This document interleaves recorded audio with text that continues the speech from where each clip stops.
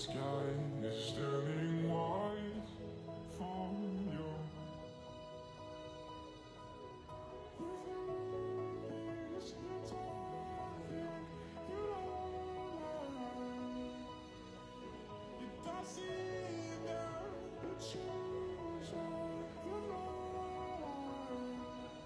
Cause you live your life.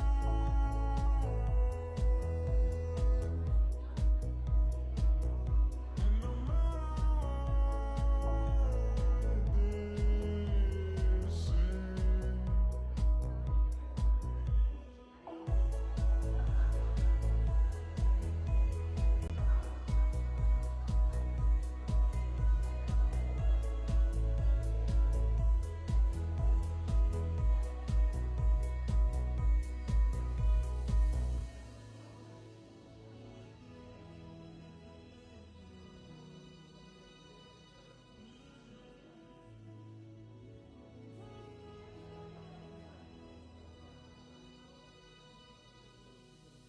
the sun is turning blue with you. The sky is turning white for you.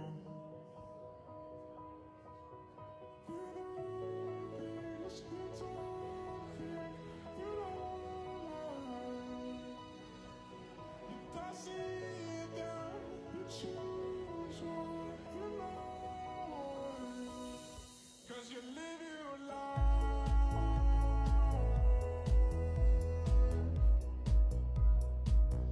And no matter what they say.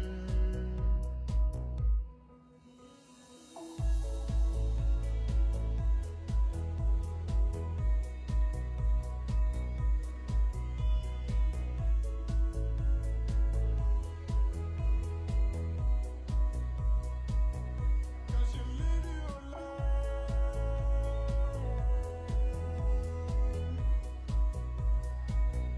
And no matter what they say.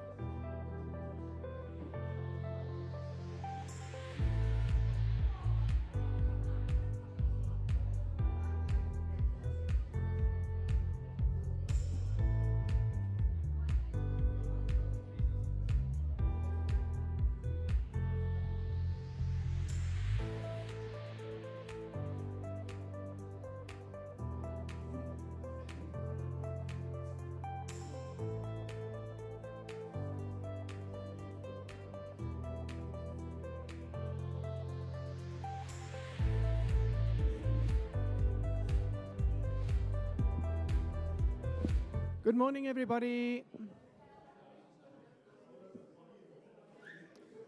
Good morning, everybody. We're going to start. So if everybody could just make sure, grab a drink, make sure you're comfortable. We are going to start in a few seconds.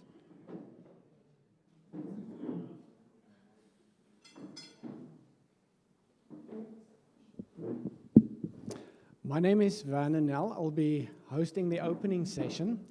Now, I've known Jacques for a number of years. I think first we started off both as subject heads, and we were both involved in fighting domestic terrorism here at the university. Not always successfully, but after that we progressed to less frustrating things such as publishing articles together, among other things on inclusive masculinity theory, and we've also studied or supervised some PhD students together. And in the process, it became very clear that Jacques is an exceptional academic. And this is not just, I mean, it's the kind of thing you'd expect someone to say at an event like this, but it's not just something I'm saying. I think Jacques is a gifted academic, and you don't need to take my word for it. You can just take his book, open it up anywhere and read a few pages and see for yourself. So I was very honored when he asked me to do the opening for this session. And it's my privilege and my pleasure to welcome you all to this session. So there are a number of people I want to specifically welcome, just to point out. So first of all, Professor Robert Balfour, the Deputy Vice-Chancellor of Teaching and Learning, who made the time to be here. And then Professor Dumi Moyo, who apparently was held up against his will for a while, but finally let him in on good behavior. So the Executive Dean of the Faculty of Humanities. And then we have Prof. Mpochaka, who is not with us in person, but I believe he might be joining online. He's the Deputy Dean of Teaching and Learning in the Faculty of Humanities. And then Professor Lynette Farid, the Research Director of this focus area of social transformation. And then we also have Dr. Andre Goodrich, who's the Director of the School of Social Sciences. And then from the Northwest University's corporate communication side, we'd like to welcome Ms. Belinda Bantham. Welcome. And then we have a number of discussants. Among these are Professor Anthony Brown, who's joining us in person all the way from Stellenbosch University. Then there's Professor Rory McGrath, who's going to be joining on Zoom, online. And then also, we'd like to extend a word of welcome to staff, to undergraduate and postgraduate students, especially to Marina Besson and her husband, who's my and Jacques' PhD student, who traveled here all the way from Vaal to join us. And then also to friends, family, colleagues from other universities and faculties. So welcome to you all. Writing a book is a huge undertaking. There's a person who's a famous writer now, but when she completed her first book, she took her book to the editor, or the editor that released the book, and she was complaining about how difficult it was. And he took a look at her, and he was a seasoned editor, and he said, "Honey, no one ever wrote a book and said, wow, that was much easier than I thought." So writing a book is a massive undertaking. And you look at that piece of paper that's in front of you, and you think, oh, okay, well, it looks like a neat, tidy little package, but the effort that goes in behind that, doing battle with ethics committees, getting participants, interviewing them, analyzing the data, getting the time to write, dealing with all the administration around the book, it's a huge task, and it's an equally huge achievement. And we are here today to celebrate this achievement and the launch of Jacques' incredible book, Macho Men in South African Gyms. So I'm going to quickly run through the program for today, just the highlights. We will introduce each session as it happens, just so you have a sense of where we're going with this. So we're going to start off with a word of welcome from Professor Robert Balfour. Following that, we're going to have a few discussion panels. So in particular, we'll have three. The first one being led by Prof. Rory McGrath, the second one by Professor Anthony Brown, and then Mr. Jared Nerden is going to do the last one. I'm not sure if he's actually going to facilitate it anymore. Okay, it's going to be via video. Then we're going to hear from the man of the moment himself, Professor Rothman, about his book. So we're going to follow that with some acknowledgments, then some concluding thoughts, and after that, it's lunchtime, which probably might be a bit later than 1 o'clock, but we'll see how things go. So with that, I'll be handing over to Professor Robert Balfour, who's going to set the scene for us with, and the topic of his talk is going to be expression and representation of identity as part of the transformation of the university.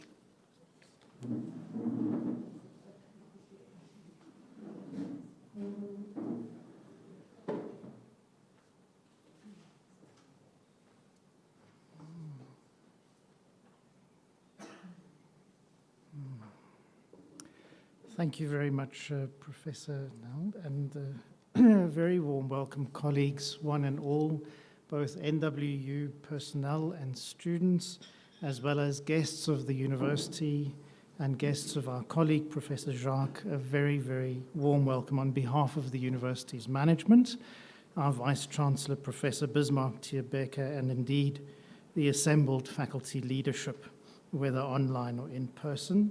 And thank you also, Prof. Dumi, for the opportunity to be with you today to address our colleagues on this important occasion, the celebration of the book as launched by and authored by Jacques. At the onset of the Stonewall demonstrations, or riots, as they have sometimes been referred to in the literature since the 70s and the 80s, and the first arrest of an Australian man in the 1970s at a Pride event, signaled change has become part of our experience of the LGBT movement, as well as part of the identity of LGBTIQA plus people. Signaled in as much as it's an alignment to an idea that has now become common, the refusal of heteronormative or other hegemonic identities, then the refusal of people to remain unseen, particularly if they come from diverse or marginalized groups. But along with that has come, of course, an acceptance of violence, whether it is state-endorsed violence or indeed community and family-endorsed violence. Granted, a wave of feminist research and the civil rights movement created the conditions under which leadership could be formed and expressed and identified in society, and we've seen this in the LGBTIQ plus community, that leaders have emerged over the decades in the popular media as well, lending more than a simply carnivalesque quality to the riot of sexual diversity, and ascribing to it, albeit with time, a host of other epithets: protests, demonstrations, activism, civil action, etc., in which a crowd was led and leaders were formed in the crush and the violation of bodies by other bodies. A generation of LGBTIQ plus activists across the globe arose since the 70s, not only in the global north, but also elsewhere. In the decades that followed Stonewall, consider, for example, in the 1980s, South Africans such as Justice Edwin Cameron, Beverly Palese, Ditse, Simon and Coley, Zaki Ahmad, and others. In the 80s, in the context of centuries-long rejection of non-conforming bodies, and this book is about bodies that conform but also do not conform, and the wreckage of neglect and disease attendant to it, leadership in this community, the LGBTIQ plus community, emerged in the context of a rejection of violence against bodies. Damage to and disfigurement of the body characterizes the literature of the AIDS years. Monstrous desire and the monstrous body have long also come together in popular fiction. Everything, if you think about it, from Beauty and the Beast to Frankenstein to the Incredible Hulk. Not only had some freakish value always been associated with the hyper-realization of the body, but unsurprisingly, the freaks of nature were either animalized in popular literature, over-engineered, or simply colored green, like the Incredible Hulk or Shrek. Base desires, base values, base behaviors, the body out of control. Control and power are, of course, social. Nowadays, it's heartening to see that many of our leaders in our community have gone on also to lead prominently in education, industry, academia, and politics. And conversely also that icons of heterosexual leadership, consider, for example, Archbishop Desmond Tutu, President Nelson Mandela, have made inclusion and acceptance a basis for the definition of leadership beyond simply a narrow definition of sexual orientation. Consider, for example, the figures of Australian Senator Penny Wong, the first Asian openly out senator in Australia, or British-born entrepreneur Lord Brown. Body culture remains prevalent, especially in areas of sport, the primary common sites of which are gyms. Even if body culture is not mainstreamed in the discourses around achievement or leadership in broader society. The Australian 2020 Outstanding, I love this title for this publication, the Outstanding 50 Best LGBTIQ Leaders Report, produced ironically, I guess, but we are in a neoliberal age, by Deloitte, describes individuals whose prominence in Australian society is premised on their own past histories of diversity as much as their achievements. Accounts like these are evocative of a past and provocative in relation to questions about inclusion. And Jacques' book is very much about a new and other understandings of inclusion, particularly in the formative and conforming space of the gym.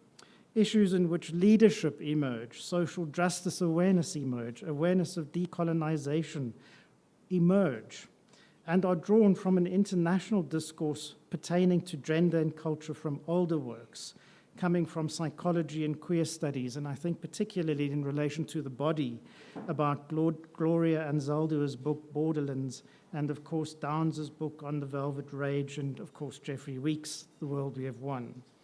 A reading of any of these, one about body and the identity, another drawing from counseling psychology about male bodies, and the third from cultural studies also about winning the rights for certain bodies in our world, features common characteristics, ladies and gentlemen: an awareness of shame, experience of adversity, courage, compassion, passion.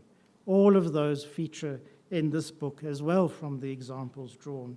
There are other kinds of history also referred to here, the distorted exemplars in which gender and sexuality were sublimated or distorted. So you see something about bad bodies in the book about bad gays, and it's titled this, Bad Gays, A Homosexual History, by Lemmy and Miller in 2022. So in the context of contestation around the body, the need for leadership and exemplary leadership emerges, but not in relation to an instrumentalized version or public imaginary of the exemplary gay or the exemplary body. It bears reflection here because this notion of the body in relation to the leading figure is not an old notion. It's actually drawn from the 1960s as the field of inclusive education developed. Now, I want to link also to inclusive education, referring initially to education with and for the differently abled bodies.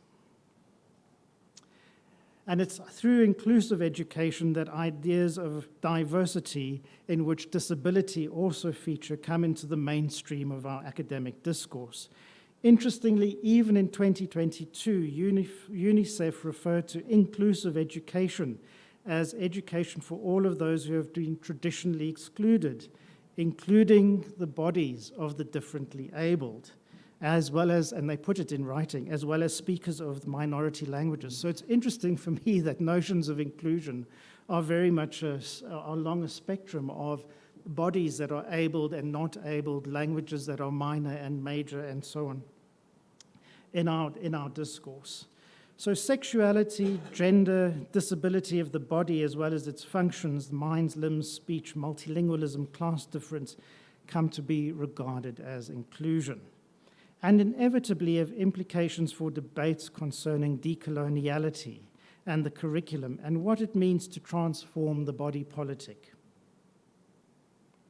Common to these many definitions and perspectives offered on identity is in fact the body, and the ways in which the body becomes the site on which identity and its development is formed and performed is important.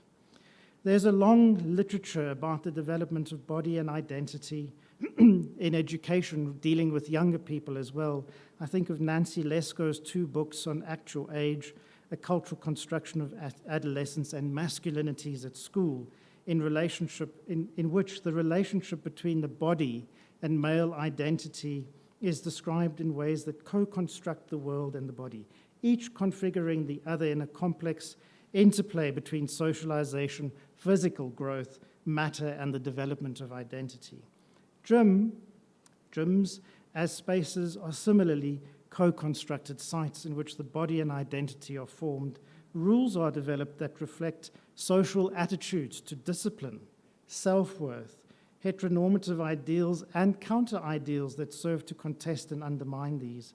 Importantly, the gym as a site is devoted seemingly to the body, its regulation, its formation, and ultimately its affirmation. In gyms, we see a lot of mutual affirming of bodies. Subject to certain ideals of shape, form, and health, the body as representative of sexual health and prowess is particularly focused on in ways that suggest an underlying value system that is socially derivative and socially counterintuitive. The obvious concern with self-discipline in the gym, and continence may be an awkward word to refer to, but let me talk about it in any event, and continence, that capacity to keep it together, to hold it together, and to hold yourself becomes hyper-represented in the subjection of the body to the mind's ideal of form and shape. And we're probably at the end of this very long year all struggling at some level to hold it together. So we are all in some senses here today continent, right? Contained. The counter values are also interesting in the gym environment, to my mind. The counter values verge on sinful, and they draw from a kind of a religious discourse. Gluttony, or the absence of restraint, also comes to be regulated in the context of the gym. Greed as the distortion of desire, body junk as the distortion of lust, body shaming as the judgment of having let the body go and having had it all hang out come to mind in a gym. Consider the sporno body as evidence of austerity dieting, restraint, self-love versus the counter values of rebellion, lust, avarice. And we are talking about a rebellion here in the context of the natural order and society. These counter values are not necessarily references to another less ideal body, but can in fact be contained within the same bodies linked to a range of associated disorders, eating and otherwise, in the gym. And then more closely aligned to Mark Simpson's original coining of the term is the relationship between ideals of the sporting body and the pornographic body as the idealized version of the sexualized body. And it is here, I would guess, that the scholarship on masculinity, Jacques, becomes important. Simpson may well have coined the term with respect to men, but there's an entire industry and competitive world devoted to women and women's bodies. And it is debatable whether the eroticization of the body tone is as a result of a predominantly male gaze. Consider, for example, the body competitions for women all over the world as facilitated through the Muscle and Model World Alliance. In welcoming you all to this event, it's thus timely as a scholarly account, this book by our colleague Jacques Rothman, that we refocus on the phenomena of spornosexuality from a scholarly perspective, in-depth work having been done and made available to us as a community. And we are delighted, Jacques, as NWU, to have supported the scholarly work towards its publication with you. And we are thrilled that its occurrence is led by one of our own colleagues from this institution, Jacques, in the form of yourself.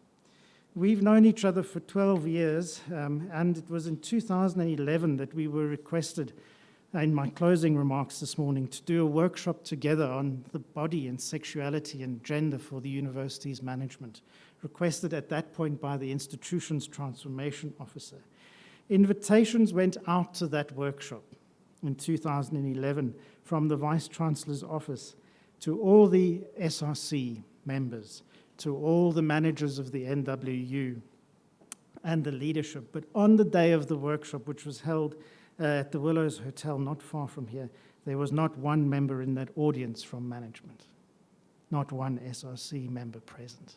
I hope I'm right in remembering that, Jacques. So a table had been set, much like tables have been set today.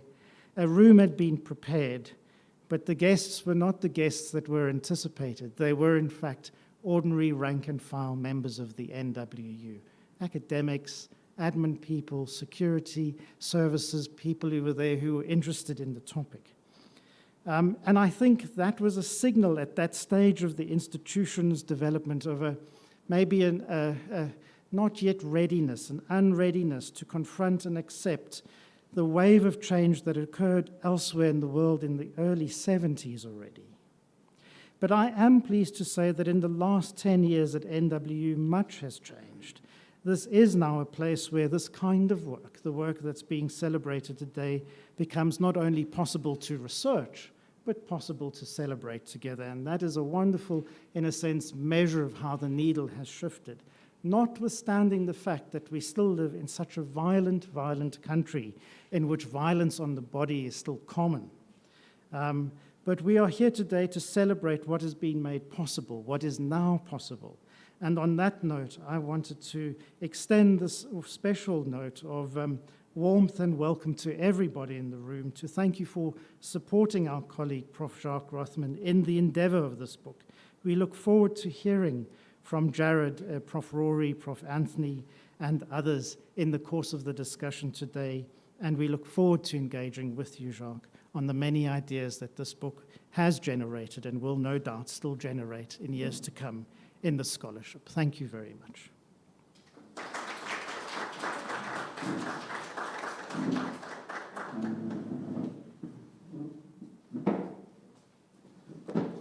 Thank you for that thoughtful discussion, Prof. Balfour. We are now proceeding to our discussions, and our first session will be handled by Professor Rory McGrath, who's joining us via Zoom from Southampton in the United Kingdom. He is going to introduce the attendees to inclusive masculinity theory, its applicability and use in sociological research in the context of sport, and how this theory relates to Professor Rothman's book.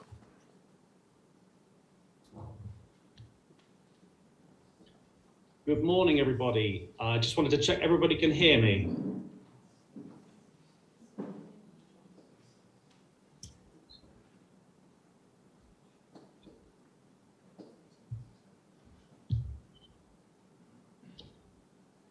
Okay, I'm hoping you can hear me. I didn't hear a confirmation, so I'm hopeful that you are able to hear me as I deliver this presentation. I should say good morning, everybody. It's my pleasure to be with you this morning, joining from Zoom here in Southampton. And I should extend my thanks to Jack for the invitation to be part of this session this morning. And I represent Palgrave as the joint series editor for the Palgrave Studies of Masculinity, Sport and Exercise book series, which has been going for a couple of years. And it's my intention over the next sort of 15 to 20 minutes to talk a little bit about the theoretical perspective, firstly of some of Connell's work on hegemonic masculinity, and then later on Anderson's work on inclusive masculinity theory as well. I had a quick look at the weather where you are in South Africa and see it's a lovely 28 or so degrees where you are today. And you can maybe just about see out of my window over my shoulder that it's not so much of a nice day here in Southampton, barely getting over 8 or 9 degrees. So I'm incredibly jealous of you all as you enjoy that beautiful weather in South Africa. And as I said to Jack myself when we caught up a few days ago, my only experience of South Africa was a trip to Johannesburg and then a day or two in Port Elizabeth back in 2010 for the World Cup. And it is a country I would very much love to visit again, hopefully at some point to come and see Jacques and some other colleagues and enjoy some of that beautiful weather that you've got there this morning. But as I mentioned, I'm going to talk a little bit this morning about some of the theoretical perspectives, and I appreciate that this is a topic. The idea of theory can be particularly dry, so I'm going to try not to be so dry and follow on that excellent first talk that we had this morning, introducing the session really beautifully. I'm going to build on some of that information as well as best I can. But I've been briefed by Jacques to talk a little bit, as I mentioned, about the theoretical perspectives of primarily inclusive masculinity theory. But before that, also on hegemonic masculinity and some of Raymond Connell's work in that context as well, because it is hegemonic masculinity theory that really leads us to the kind of evolution and development of inclusive masculinity theory, and some of Anderson's work in that regard. With respect to Connell's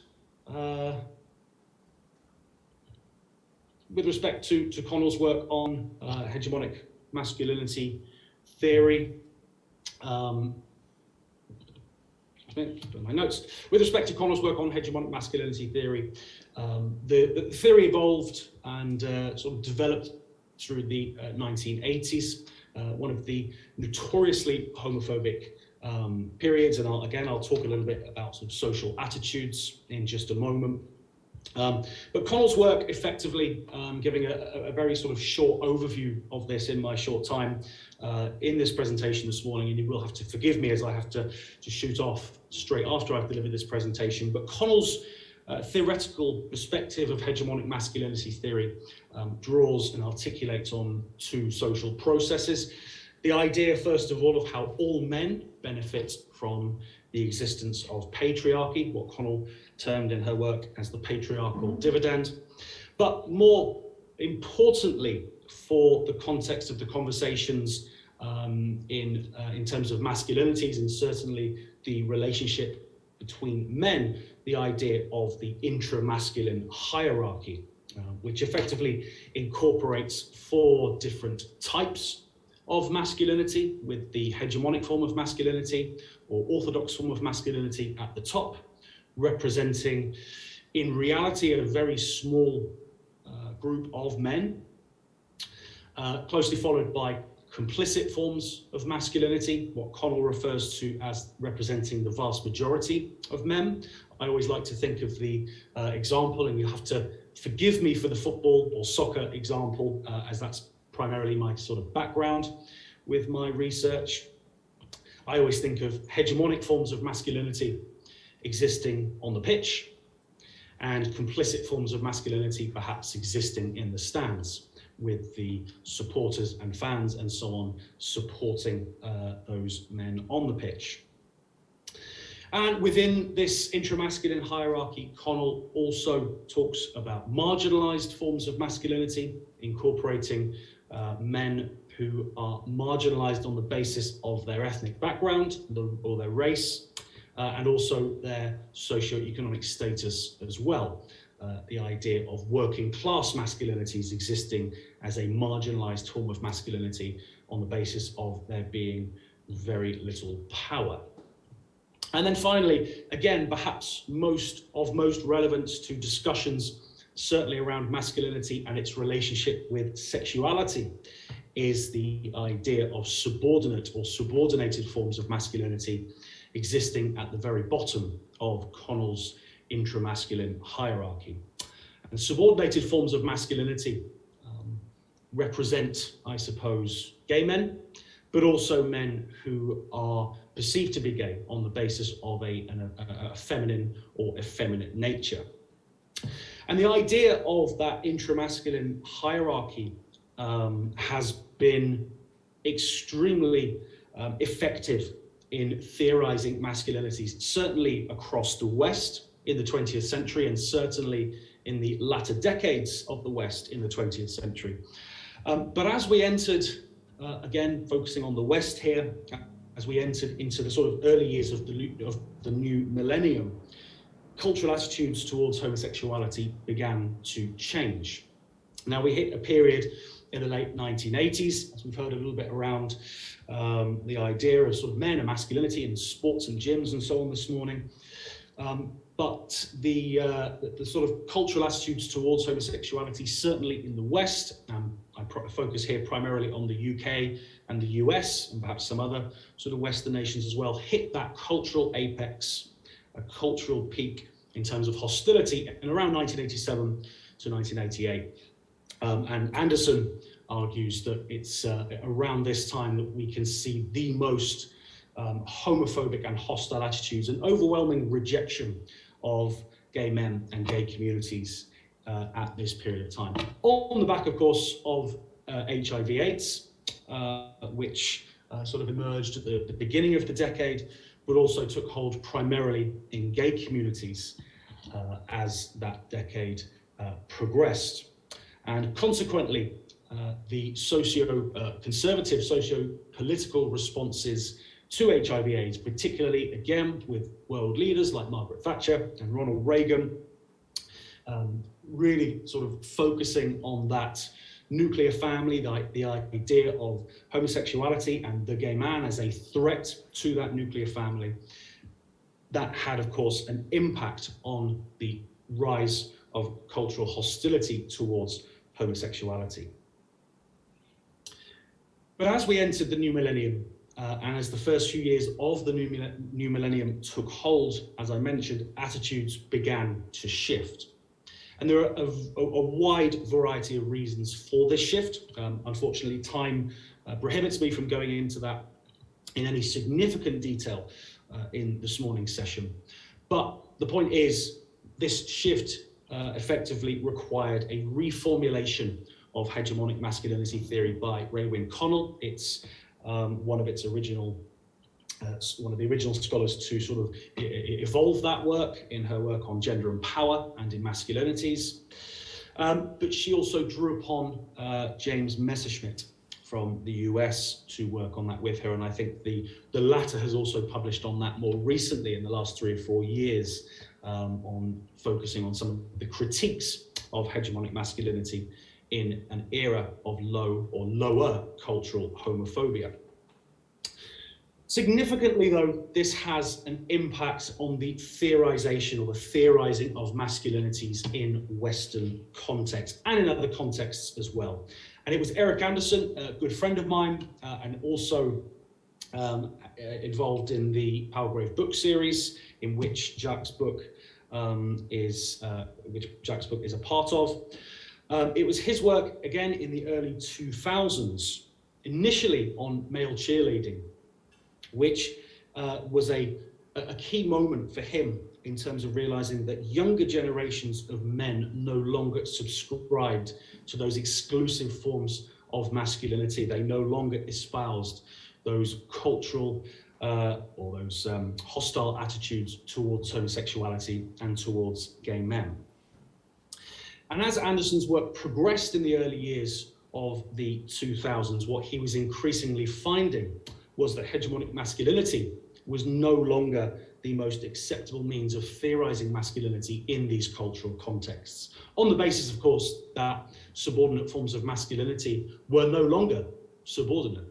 The acceptance of gay men and the embracing of more feminine cultural activities meant, of course, that gay men and effeminate men and so on could no longer effectively be a part or be the bottom of Connell's masculine hierarchy. So ultimately then, Anderson's work builds on Connell's theorizing and essentially argues, I would suggest, 3 main points. Firstly, Anderson maintains through his theory of inclusive masculinity that Connell's work holds true in environments where there are there is cultural hostility towards homosexuality. He argues that intramasculine hierarchy remains accurate in terms of theorizing dominant, exclusive forms of masculinity and the impact that that has on gay men and subordinate forms of masculinity. The second sort of key part, I would suggest, of Anderson's theorizing on inclusive masculinity is that as cultural attitudes towards homosexuality improve, inclusive masculinity becomes a more effective means of theorizing the changing attitudes and the impact that that has, particularly on younger generations of men.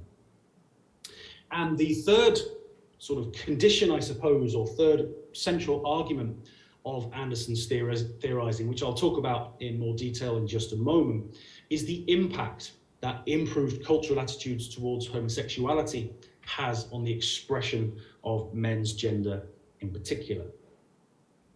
But what we've seen throughout numerous cultures across the world. And I've got, I have my notes here. I don't have slides for this presentation this morning. But on the Pew Research Center, which monitors a whole range of different social attitudes across the world, rising homosexuality, or rather rising acceptance of homosexuality, is probably just about the most significant change in cultural attitudes across much of the world. In the UK, for instance, at the moment we are looking, I'm just about seeing my notes that are very small here, but in 2019, when the question was last asked in social attitude surveys, 86% of the population were supportive of homosexuality and of same-sex rights. The same was also true in the United States, albeit slightly less so, that's around 3/4. And in South Africa, where attitudes towards homosexuality in 2002 were at 33% of acceptance, according to the Pew Research Center. In 2019, they increased to 64%. So we've seen significant changes to cultural attitudes and acceptance of homosexuality over the past 2 decades, but particularly in the last 15 years or so, in the sort of latter years of the new millennium. What we've also seen in a range of research which uses inclusive masculinity theory, and this was initially focused on 2 areas, sport and education, is that yesterday's heteronormativity is today's homophobia. Younger generations of men, for example, have different tolerance levels to what they believe is acceptable and not acceptable in terms of acceptance, in terms of rejection, in terms of the overall social environment. Which means that where we once focused on a sort of a dominant heteronormative environment as the norm in particularly in environments such as sport, that is now seen as unacceptable. It is a rejection of younger generations of men for there to be homophobic attitudes and even heteronormative environments in 2022 or nearly 2023. So change tolerance levels, therefore, change, or in other words, move the goalposts in terms of what is seen to be acceptable and not acceptable in 2022. Now, inclusive masculinity theory initially emerged from a very restricted demographic, and it was that initial narrow focus which led or formed the basis for numerous critiques of the theory, or for a handful of critiques of the theory. Most notably, that this had emerged from young, white, university-educated, middle-class men in the United Kingdom. Not an unreasonable critique, it has to be said. But as the theory was published, or since the theory was published in 2005 or thereabouts, and then formally augmented in 2009, this has been applied in a range of cultural settings outside of just the university demographic that I mentioned just a moment ago. We've seen it, for instance, in football, in a whole range of other sports. We've seen it in rugby, we've seen it in gay sports clubs. Excuse me. We've also seen it in numerous different workplaces. We've essentially seen how that theory has arguably emerged as a more prominent and more successful way of theorizing contemporary masculinities in the West in 2022. And central to inclusive masculinity theory is the concept of what Anderson refers to as homohysteria. Now, he refers to homohysteria, or rather defines homohysteria, as a homosexually panicked culture in which suspicion of homosexuality permeates. And essentially argues that there are 3 stages that a society goes through, excuse me, to sort of represent, I suppose, or understand its cultural acceptance of homosexuality. First of all, he argues that there is, or has been, a culture of homo erasure, excuse me, which effectively refers to a society which does not accept that homosexuality exists as a static portion, static and significant portion of a population. And he uses the example of Oscar Wilde and the trial of Oscar Wilde, British society in the late 1900s, I beg your pardon, late 1800s, late 19th century, to make that point. At which point, of course, homosexuality in the UK was illegal, as evidenced by the trial of Oscar Wilde, and punishable either by, forgive me, punishable either through archaic punishments or through things like hard labour, through prison sentences, and so on. Secondly, he argues that a culture moves through a culture, or rather a period of homohysteria, and we might refer to numerous contexts during the 1980s, during the rise of and spread of HIV/AIDS in the 80s, and the impact that had on cultural attitudes towards homosexuality, but also the rejection of gay men, but also the attempts that gay and straight men went through at that time to avoid being considered or avoid being thought of as gay.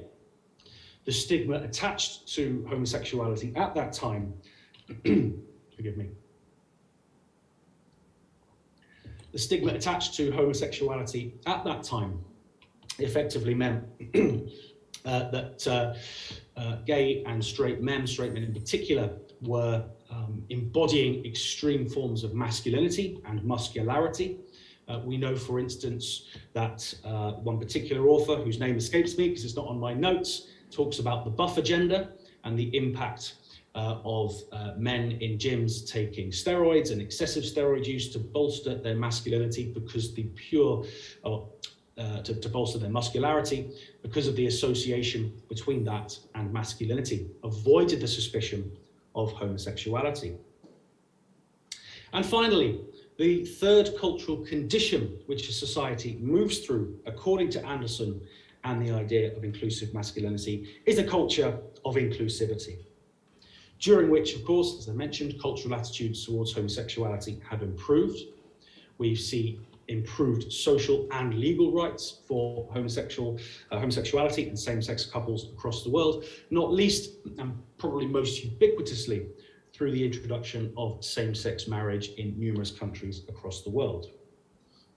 Just over 20 years ago, there were 0 countries across the world where same-sex marriage was legal, for example. The Netherlands were the first country to legalize same-sex marriage way back in 2001. And at the time that I present to you this morning, and as I've had to update this a couple of times as I work on my own book recently, I think it's 33 countries across the world now where same-sex marriage is currently legal, mainly in Europe, but also further afield as well.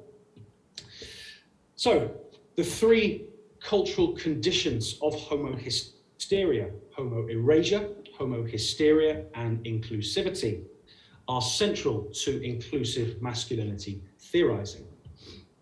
Also within this culture of inclusivity, as I mentioned in my presentation a few moments ago, is this idea of changing masculinities, a changing shift perhaps in the way that particularly younger generations of men embody masculinity in 2022.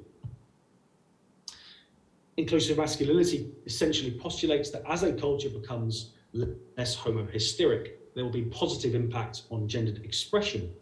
And I've used 3 particular examples here to represent this point. First of all, there's an increase of same-sex touch without the stigma attached to it of previous generations. Research in the UK, in the US, Australia, Canada, and a range of other countries, primarily in the West, has documented an increase of kissing, cuddling, hugging, and spooning, again, particularly among younger generations of men.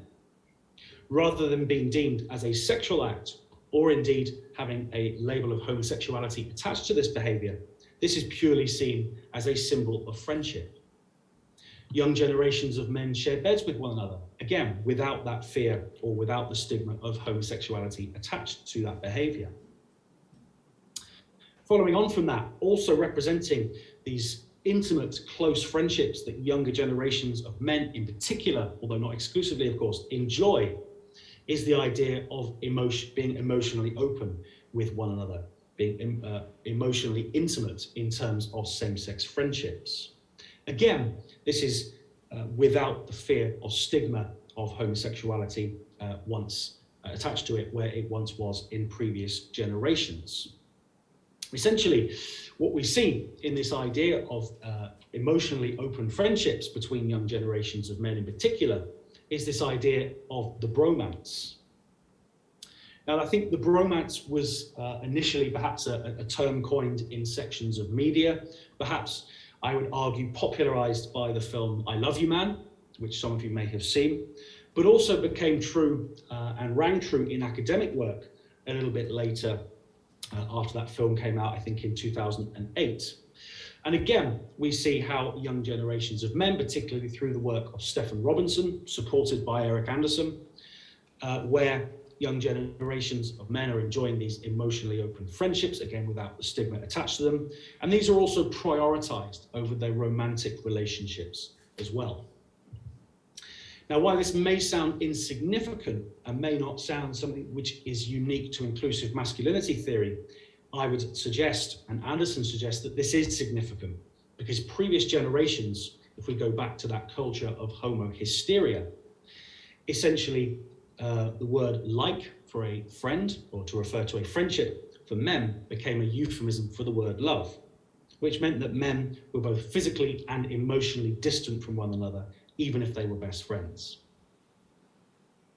And the final point I make here to refer to this idea of changing masculinities and a positive impact on young men's gendered expression is the reduction in the one-time rule of homosexuality.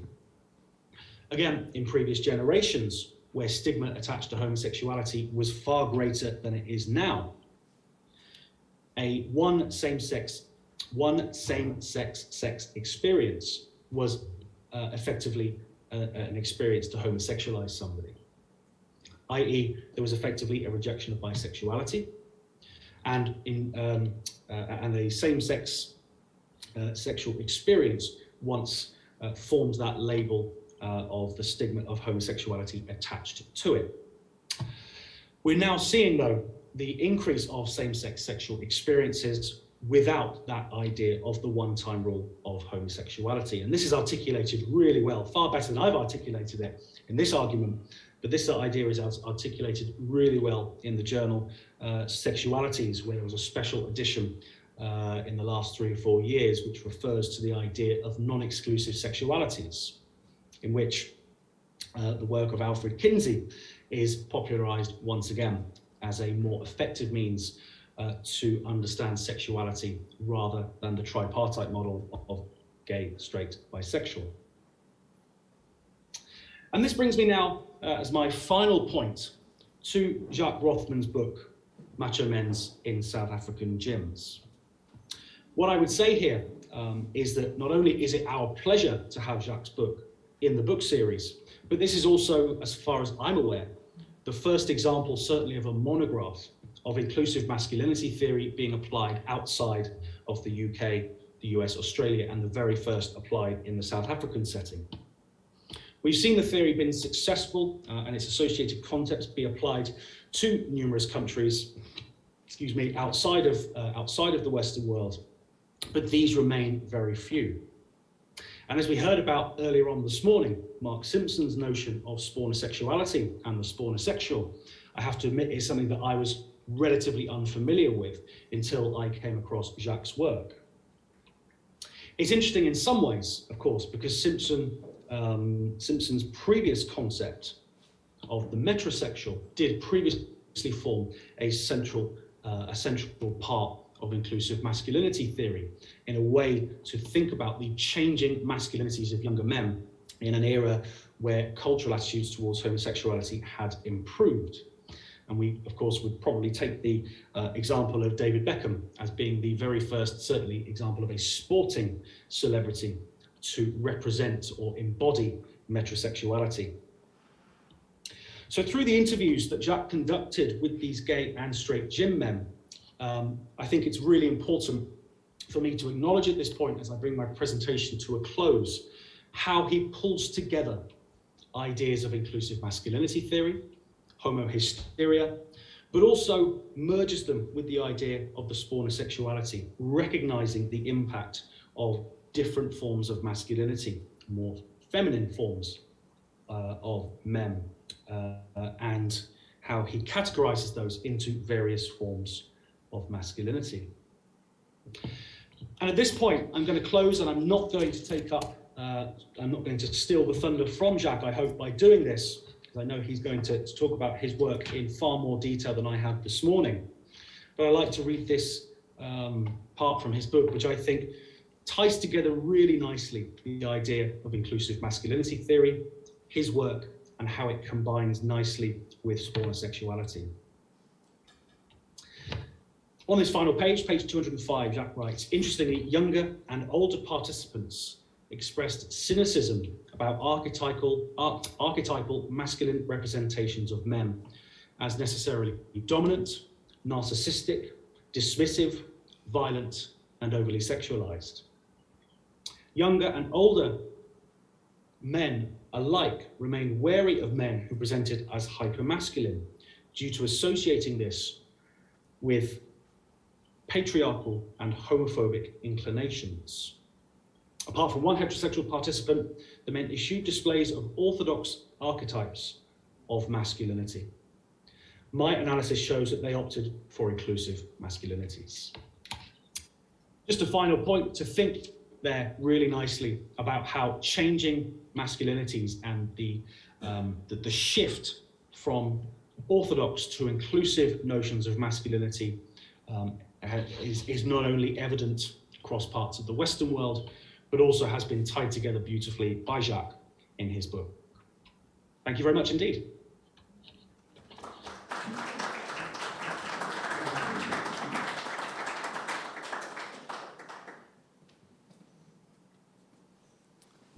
Prof. Rory, thank you very much for joining us all the way from the UK online and for disentangling the complexities of inclusive masculinity theory. Next up, our next discussant is Professor Anthony Brown, joining us all the way from Stellenbosch University, and the topic that he's going to be speaking on is about queer and queering masculinities and performativity. So the focus of his discussion is going to explore how the gym enables and disrupts the materiality of normative masculine body and how it fosters inclusive masculinities. Welcome, Prof. Roy.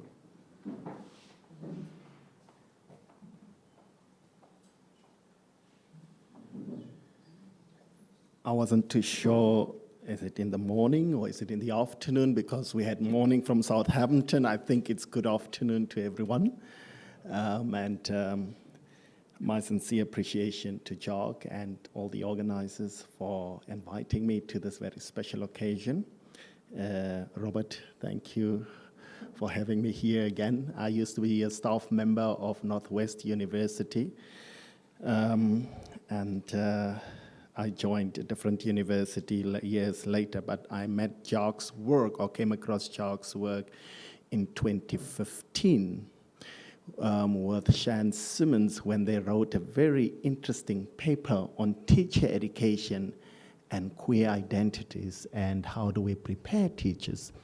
And I've produced so many PhD and master students, and they would always say, I've come across this paper and it speaks to the real issues in the classroom. And I just want to let you know that those issues that you have addressed in that 2015 paper with Shan Simmons is still relevant in the current research that students are doing. But allow me to congratulate Jacques with this very insightful and very creatively assemblage of inclusive yet disruptive. For those who have read the book would know it's very disruptive in terms of normative sexualities. And also very transgressive forms of masculinity expressions.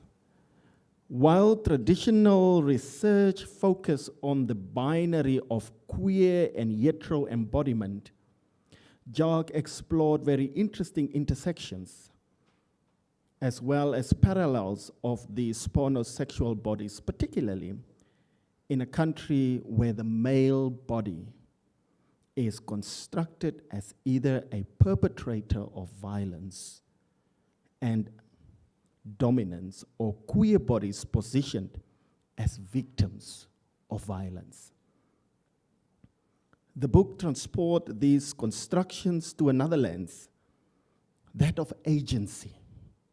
We take control on how we construct the body identity. Beyond being masculinity is the doing and the using of masculinity. So we are not masculine identities only, but we use and we do masculinity. So it's performative.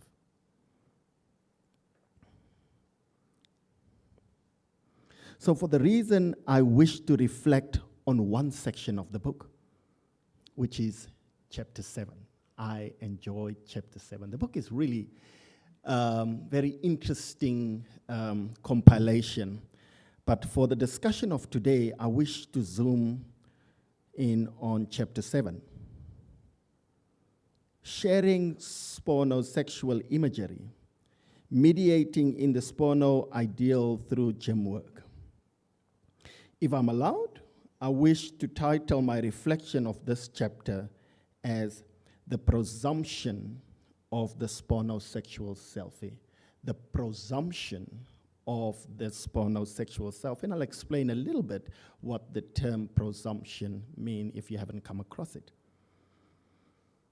The chapter illustrates how selfies, now all of us sitting here must have taken a selfie or two over the last years. Ironically, I still love Facebook. Apparently, we are outdated if you're still on Facebook, but I still love my Facebook. And so yesterday, a friend of mine who was in the gym posted a picture of him being in the gym just after a workout session. I was like, oh, what a nice preparation for tomorrow's talk. And so this chapter illustrates how selfies and videos are produced and consumed by the producer and the consumer. The producer and the consumer. And I'll explain a little bit on that. And in the interest of time, I will zoom into one of these tools, the selfie.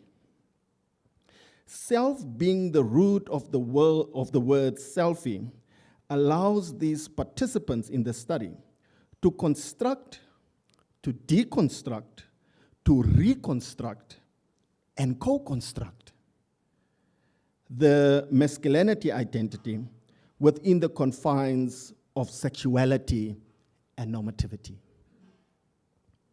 The multiple clicks of the button on the directed camera, on the self-directed camera, because if you go on your mobile phone, there's this little button where you can change the camera back to yourself. So you don't have to stand in the mirror. You could actually see the image if you redirect the camera. And so this redirected, if I can just find my notes, directed camera gives power to the individual to modify and create the perception of this body through a couple of clicks. And a number of pictures are taken, and only 2 or 3 are shared that the producer thinks it's worthy of sharing. So these participants disrupt the norm or mainstream, as Jacques would refer to it in the book, orthodox constructions of queered bodies and normative sexualities. Is it not amazing how the power of these lifeless matrices of pixels reshape the gym body vicariously and redefine the self, reshape and determine another interaction with the consumer? I have a very close friend who fills his social media with the most compelling images every weekend. My comment will always be, Matak, "You've been busy this whole weekend." And he would say to me, "I'm a content creator." And it made me think how the selfie becomes so important in the gym in creating the masculine identity, disrupt the masculine, the normative masculinities that we are so used to and that's so deep-seated in our society. The notion of the producer and the consumer relationship of the selfie is a very complex and often a very messy one. So let me revisit my title, The Presumption of the Spornsexual Selfie. The concept presumption originates from two words, production and consumption. So presumption. And a person does not necessarily deal with these two constructs individually. Taking selfies is an instance of presumption purely because the producer of the selfie, the one who clicks that button, is invariably its first consumer. First check. Is it the right angle? Did it show the right muscle? Did it show the bum? You know, and it's interesting. I said to Jack earlier, I wasn't sure whether I'm going to look at the gym in the same way or experience the gym in the same way before I read this book. Because I started to reflect on the many incidences in the gym and what I've seen there. And so,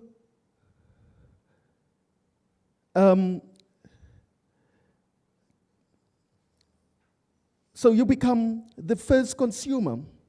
However, only a handful of these products, selfies, are made available and social media for others to consume. It was our end-of-year function at work, and a colleague of mine took, I think, about 50 pictures of me. I don't know how he did that, Robert, but he took about 50. And I had to go through all of them and look at the one with the right angle. And all of my highlights, not so visible. You can see I've got a lot of highlights. The gray hair, in other words. I didn't want that to show a lot. And so I had to go through those 50 images to pick the right one to make that my profile pic. And we see that in the book, how they choose the right picture to present the right intent of the selfie, or the desired intent. Interestingly, is that the viewer is not merely a consumer of these images, but also, as I said, so interestingly, the viewer is not merely a consumer of these images, but also become a producer. And that was the interesting part for me, in the sense that the viewer of the selfie, which is free to interpret the work of the not governed by the intent of the person who took it. And in chapter 7, it explains, as a platform which the body is surveillanced and objectified. So I want to stop a little bit here by the consumer as a producer of the selfie. And so, in as much as the intent of the image was to share, look at my journey, look at the growth of my muscle over a period of time, the consumer sees something else. The consumer sees potential as a partner. The consumer sees a sexualized body. The consumer sees desire and possible pleasure. And so the consumer becomes a producer of this particular image that was produced by the one who clicked the button. So you can see there's a very interesting to and fro of production and consumption, and that's where I call it the presumption. Very interesting, but we'll see how this disrupts normativity. When I looked at the selected selfies in the chapter, I kept on asking myself, is Jacques sure that these participants are gay? They look so straight. They look so masculine. And it reminded me of my gender and sexuality classes when I asked my students to present or characterize a gay man. And the first response would be Somizi. Now, I don't know how many of you know Somizi Mhlongo. Somizi is one of the judges on Idols.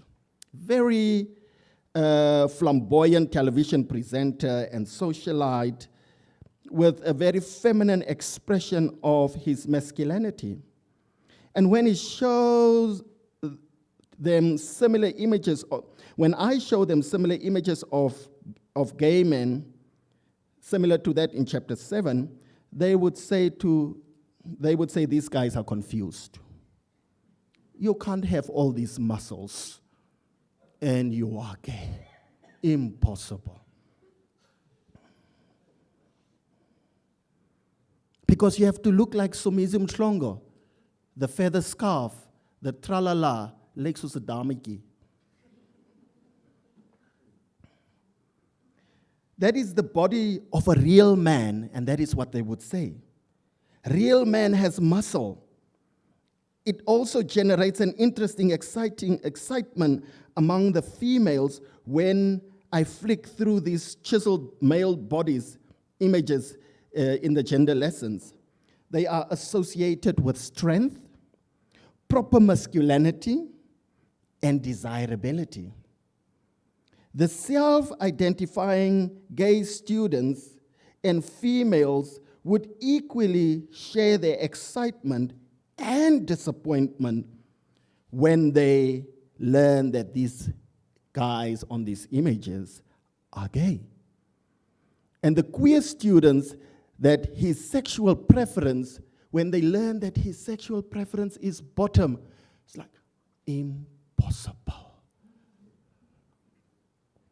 Yet again in chapter 7, I learn how the selfie promotes a certain gaze. As someone said, it's an appetizer to a full meal course.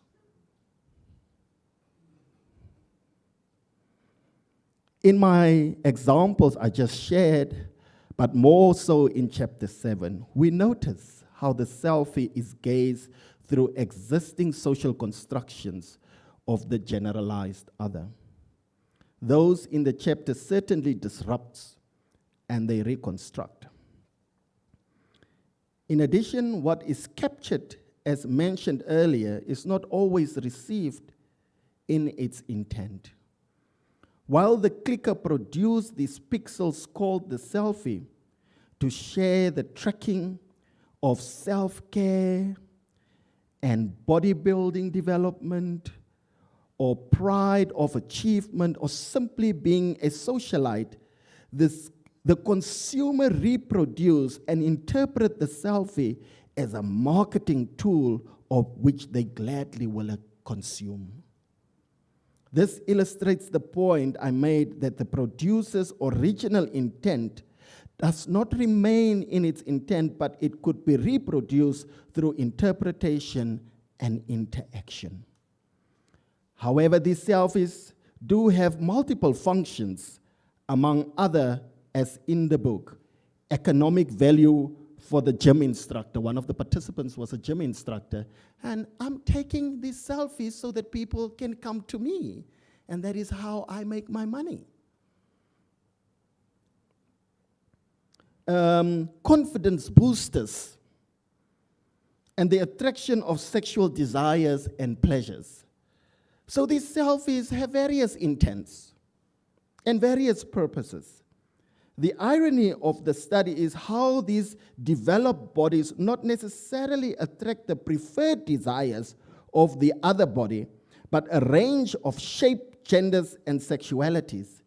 As one participant said, you know, I'm a heterosexual man, but I attract the gays and the women. The intent was to attract women only, but it attracted the gaze as well. So what you intend will not be the consumption or the outcome of the consumption. And so the spornosexual images disrupts normative markers of gender expressions and sexual orientations. Notice how the tenets of the inclusive masculinity theory through the production of selfie creates, transforms, and disrupt normative sexualities. Chapter 7 provides a very interesting insight. It shows it is how the selfie performs, and listen to what I say, it's how the selfie performs, and it's no more the person or the body in the gym, but the selfie performs a particular gender and sexual orientation. Looking at those muscles, looking at the pose, there is an automatic interpretation that this is a heterosexual man, because heterosexual men pose as this. Once these selfies land in the public domain, the producer and the consumer have no control over the habitus, the field, or social, erotic, and sexual or sexual capital. I wish to repeat and conclude the power of these lifeless matrices of pixels redefine the intent and expression of gender and sexuality. The book indeed opens up a number of interesting developments. I wish you all the best, Jacques, as you further develop and transform the work that you have started. I want to encourage you to get a copy of this book and particularly reach chapter 7. Many of us can relate with the selfie. Thank you so much.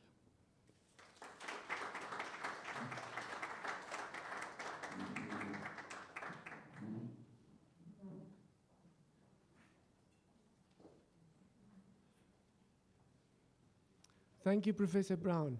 As a lecturer myself, one of the difficulties we often have is taking concepts that on paper are dry and boring and trying to get them across to students. And you did a masterful job, I think, of taking these concepts and bringing clarity, color, and life to them. So thank you very much for that discussion. All right, we now move on to Mr. Jared Nurden, who's the cover model that graces the cover of Jacques' book. He could not join us in person, but he made a Zoom recording, which he left for us, which I believe we'll be listening to now. And in this video, he reflects on the cover page shoot, his views on changing masculinities and people's perceptions about the cover page image.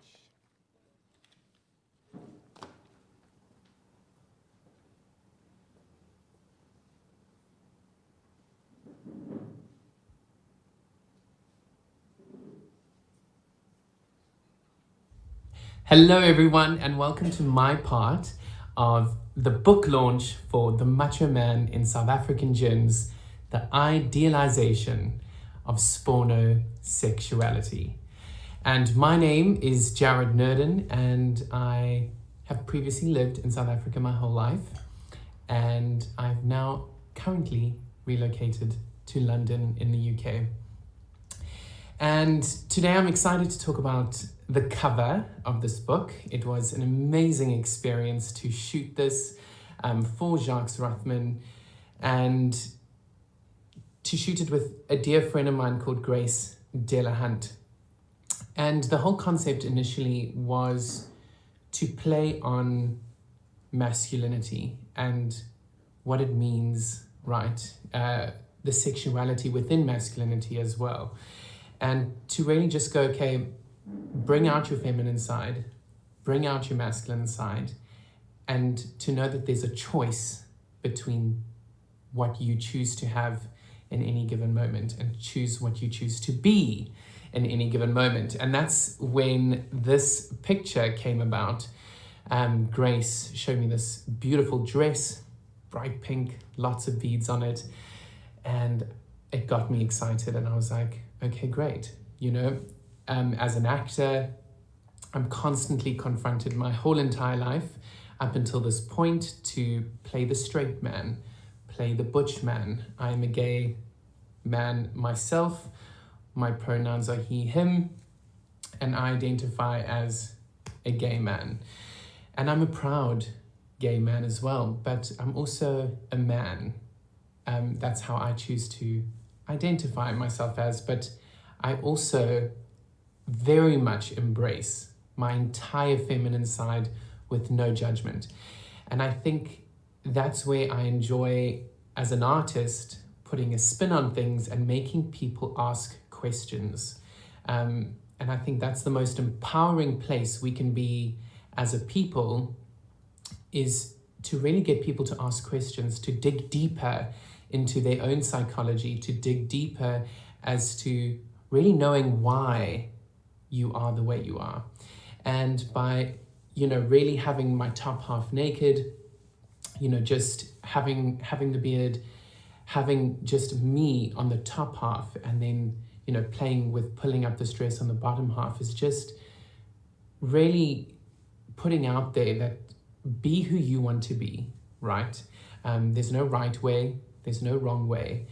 And I had loads of fun doing it. And I think it really represents all of masculinity, right? However you choose to show up, with strength, with dignity, with integrity, with fun, with joy, with strength, with power, with action, however those energies are for you, I hope reflect in the image that is of this book cover, which is an absolute honor. So I'm so grateful and so excited to be on the cover. Yay! Question number 2 is, what does this cover represent to me and my masculinity and to the masculinity of others? And I think I've already answered this in what the shooting the cover meant to me first, but what it means to me in the masculinity of others is how whatever that looks like for you is your choice, right? Especially in South Africa, we've grown up in cultures where we have 11 official languages, and of those 11 languages, we have so many cultures and so many points of view and so many conclusions as to how one specific person should be, so many definitions, just all of this separateness, right, as to this is the choice and this is who you are. This is what masculinity looks like and only looks like, and this is what femininity looks like and only looks like. And if you're gay, it has to look a certain way, and if you're straight, it has to look a certain way, and if you're lesbian, if you're non-binary, however that looks like for you, transgender, it has to look a certain way, but it doesn't. And I think that's where this cover was empowering for me. And also talking to Jacques about this study is going, what else is possible?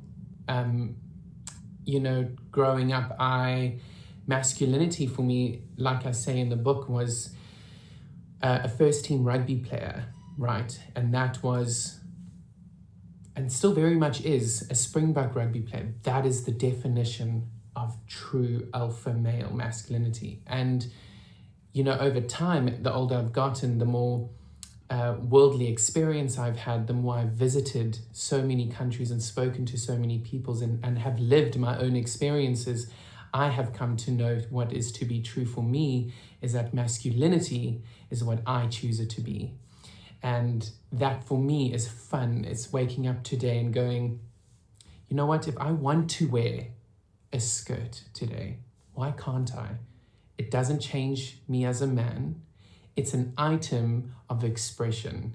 And I think that's the same that I will later talk into what it's like at the gym. But definitely for this cover, it was all about just having fun and allowing the masculine to be who he truly wants to be. And for me, that was being myself. And if I want to play in a dress and still be a man, and I still identify as a man, then that's what I'm going to be. So I hope that this cover is an invitation to everyone to get out of judgment of themselves, judgment of everyone else, and just go, what is your choice? What do you choose? And you know what? Great. If you choose to do that, good on you. If you want to go lift 50 kilos in the gym, then go run and put on some heels later on for a business meeting, go do it. If you don't want to do that and you just want to, be in a rugby team, but then you have really good ideas at fashion design and you want to put out a range of dresses, why not? That's just a really simple explanation and analogy, but do you? So that's question 2. Question number 3 is, how does my training inform my masculinity? And it's really changed over the years. My training was all about, I need to train in order to look a certain way, in order to be accepted in a certain community, to also feel strong enough, to feel protected enough, to protect myself, So it was very much a coping mechanism and also to fit in. So on 2 spectrums, I had to train in order to justify that I was manly enough to be like the first team rugby player in South Africa, or like the Springbok, or like an army guy, just that butchness that was just always just in my face, whether it was on the cover of a men's health magazine, or if it was in the high schools that I went to. Environments were very much, you were successful if you were good at your academics and if you played first team for any kind of sport. So that kind of informed my training in the beginning. But then you also get to the aspect in gay culture at the moment where one has to look a certain way, have these big muscles, ripped, always having to look a certain way. I played a role in the Rocky Horror show called Rocky, and he was the title character, and he's known for his body. And, going through that experience, having to train my body for that experience was also informing the way I had to relook at my masculinity as well. Why was I choosing to look big? Is it because I just want to be accepted by the culture that I am part of? Or is this an experience in the gym that actually is benefiting my health, helping my mental health? It's setting an intention for me that's, all supportive of me. Why? And I think over lockdown, that changed a lot, especially after these interviews with this, for this book. I really got to understand, now I'm in a different place where my training informs my mental health first. So I train because I enjoy it. But now I go into the gym and I'm not trying to be something else. I just really enjoy lifting weights or going for a run. So how that informs my masculinity is I'm just more in allowance of my masculinity, however that shows up. I think getting out of judgment and getting into less separateness as to how we should be really creates more for ourselves to be more of who we are. I hope that makes sense. Question number 4 is for any of the critics who might have an issue with the cover image or not understand it. And my words to you are, ask yourself why, ? And also, you're not wrong. I think anything in life is there to, if it's really good art, if it's interesting, if it's provoking a question, then it's serving its purpose. So, like I said, I choose masculinity out of non-judgment. It's a choice. It's a personal choice. It's a personal journey. It can change. So, yeah, if it's provoking any sort of emotions, I say dig deeper. Go into it. Why? Really ask yourself why. And if you stick to your point of view, and you just don't like the cover, then my advice to you is to just say, interesting point of view, I have that point of view, and move on. Read the book, learn from its words. It's an amazing study. It's going to help this world move forward. And again, I would just leave you with, just stop judging and be an allowance for anyone and everyone in this world to show up in their masculinity the way they choose to be. Have an amazing rest of the book launch, and I hope to be in South Africa soon. Bye.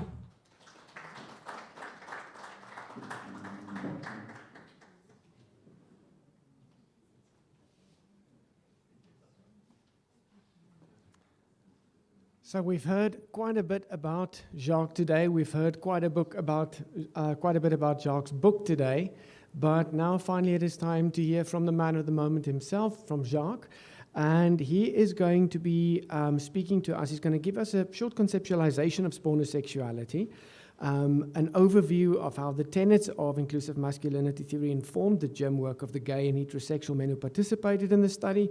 And he's particularly going to focus on muscularity as a precondition for masculinity and the displays of homosexuality in the gym and the inductive typologies that emanated from the findings of the study.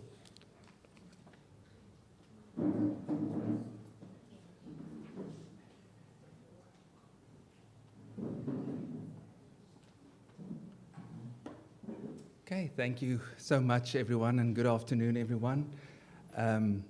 And welcome. I think it's quite emotional actually sitting here and realizing this has happened. I don't think you realize that you work through everything and you plan everything for today, and then when it happens, it becomes quite overwhelming. But thank you so much for the kind words, and Prof. Rory and everyone who has already spoken. Jared, Anthony, thank you so much for coming here today. It really means a great deal to me. If we can maybe just start the PowerPoint presentation, though, thanks. So you've heard many of these concepts already used today by some of the presenters, the discussants, such as metrosexuality and some of the concepts. The main focus of today's book launch, of course, Spornsexuality. But in 1994, the world was introduced to the metrosexual by the media commentator Mark Simpson, which Robert also alluded to earlier on. And the metrosexual mainly centered on, as Anthony and all of these link very nicely together, around consumption of men and by men as a key social identity practice.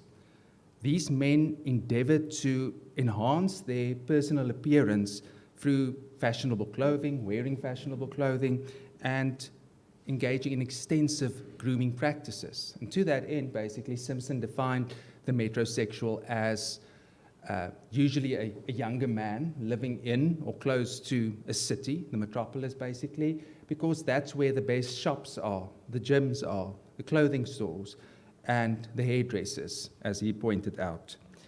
And this point is also evident in the research of overseas international studies. Matthew Hall, for example, who has written extensively about metrosexuality, and even more implicitly, in some respects also explicitly, in the work of Deborah Posel, among others, referring to consumption, changing notions about sexual orientation or gender identity.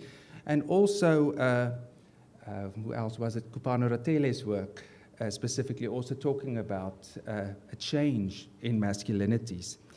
And quite interestingly, in a relatively recent book written by James Joseph Dean called Straits, he notes that although we tend to associate metrosexuality with straight men, the metrosexual man can be officially gay, bisexual, or straight. But this is actually immaterial. We don't really care about their sexual orientation because he has actually taken himself as his own love object based on the fact that he's so focused on improving his own physical appearance. And this latter point links onto the focus of the book, and specifically to spornosexuality, where Simpson, again, who coined the phrase spornosexuality, in a 2014 article for the Daily Mail, in which Daily Telegraph rather, sorry, where he argued that based on his observations, American and British men in particular have started assigning much more importance, not necessarily to the clothing or the grooming, but their physical bodies, to become more sexually competitive or acceptable in mainstream society.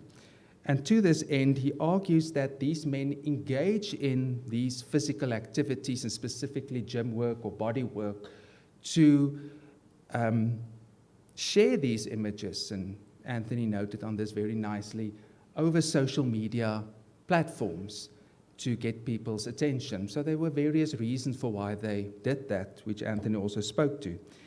And as such, he describes the spornosexual as the second generation hardcore version of the metrosexual, much more focused on his body as opposed to the grooming practices. So clothing has basically become immaterial, less important for the spornosexual man.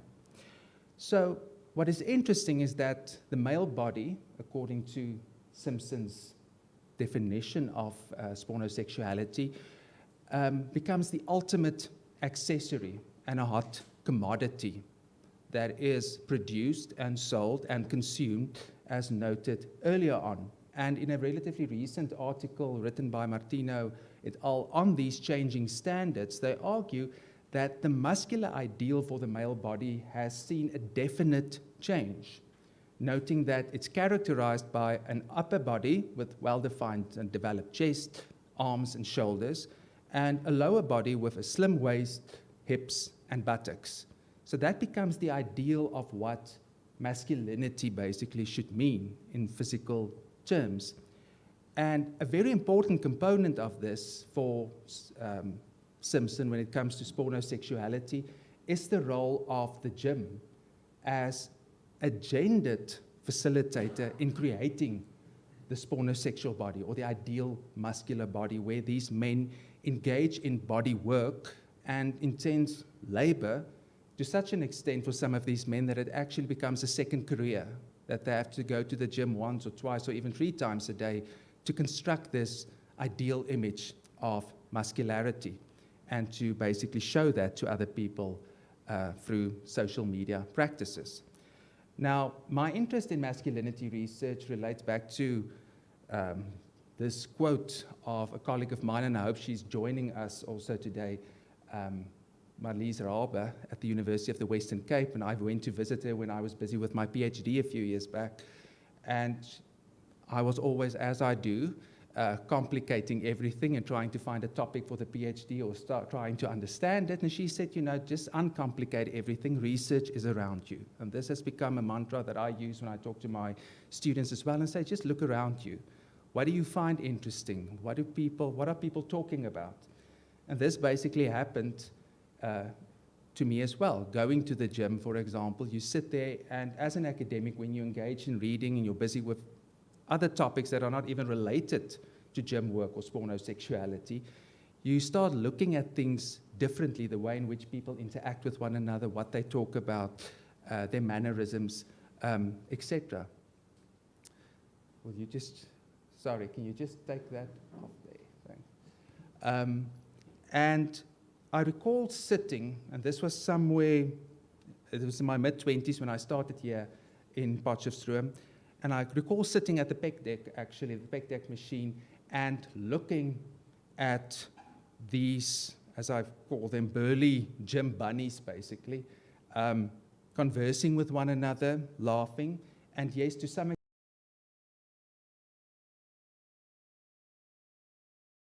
extent, spotting, for example, to avoid injury, thank you, among others. And looking at these interactions between the men, I started thinking about questions such as how do gym work, or how does gym work influence these men's definitions and their experiences of their masculinities? Secondly, also, why do these overt displays of homosocial tactility that Prof. Rory also spoke about. Why is this permitted, or certain types of touch, for example, permitted in the context of the gym between consenting heterosexual men?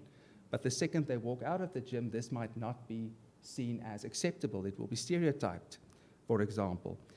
And also to consider how this form of touch that's allowed or permitted in the context of the gym, how does this extend to additional other forms or espousals of emotional and sexual touch outside of this particular context?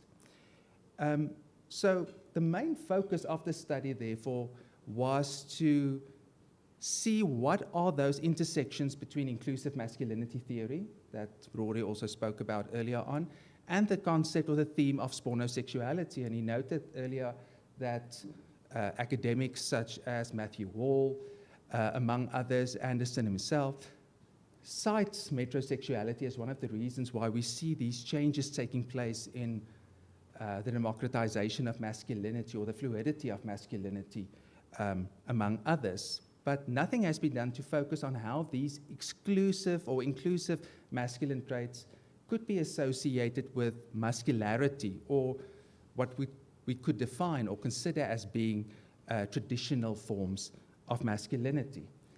And for the purpose of today's discussion, then, I will mainly focus just on how these men were influenced by the gym to define and express their masculinities, and also ask the question, how does muscularity, gaining this muscular look, inform their own conceptualizations of their masculinity, and specifically, irrespective of their sexual orientation, which social factors in the context of the gym, on the gym floor, the locker rooms that I also focus on in the book, which factors basically encourage or inhibit the men to engage in such homosexuality.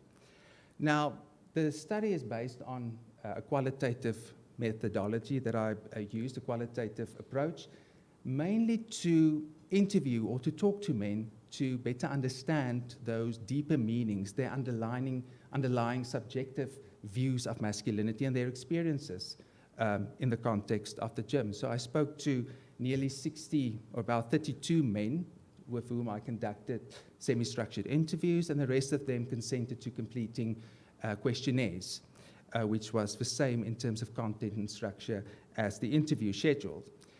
What became quite difficult, actually, was when it came time to start with the field work and recruiting participants. And having worked in sexuality research over the last few years, I know how difficult this could be when you work with people who are considered or defined as minorities or a minority group in society. So this didn't only relate to the fact that I was going to talk to gay men, but I was going to talk to heterosexual men who have to share another side of themselves when it came to inclusive masculinities or their partiality for homosexuality. So it became very apparent that it was quite difficult to get the men to agree to do this. And they noted that they needed to protect themselves, they needed to protect their respective cohorts in the gym, their fellow powerlifters, bodybuilders, etc.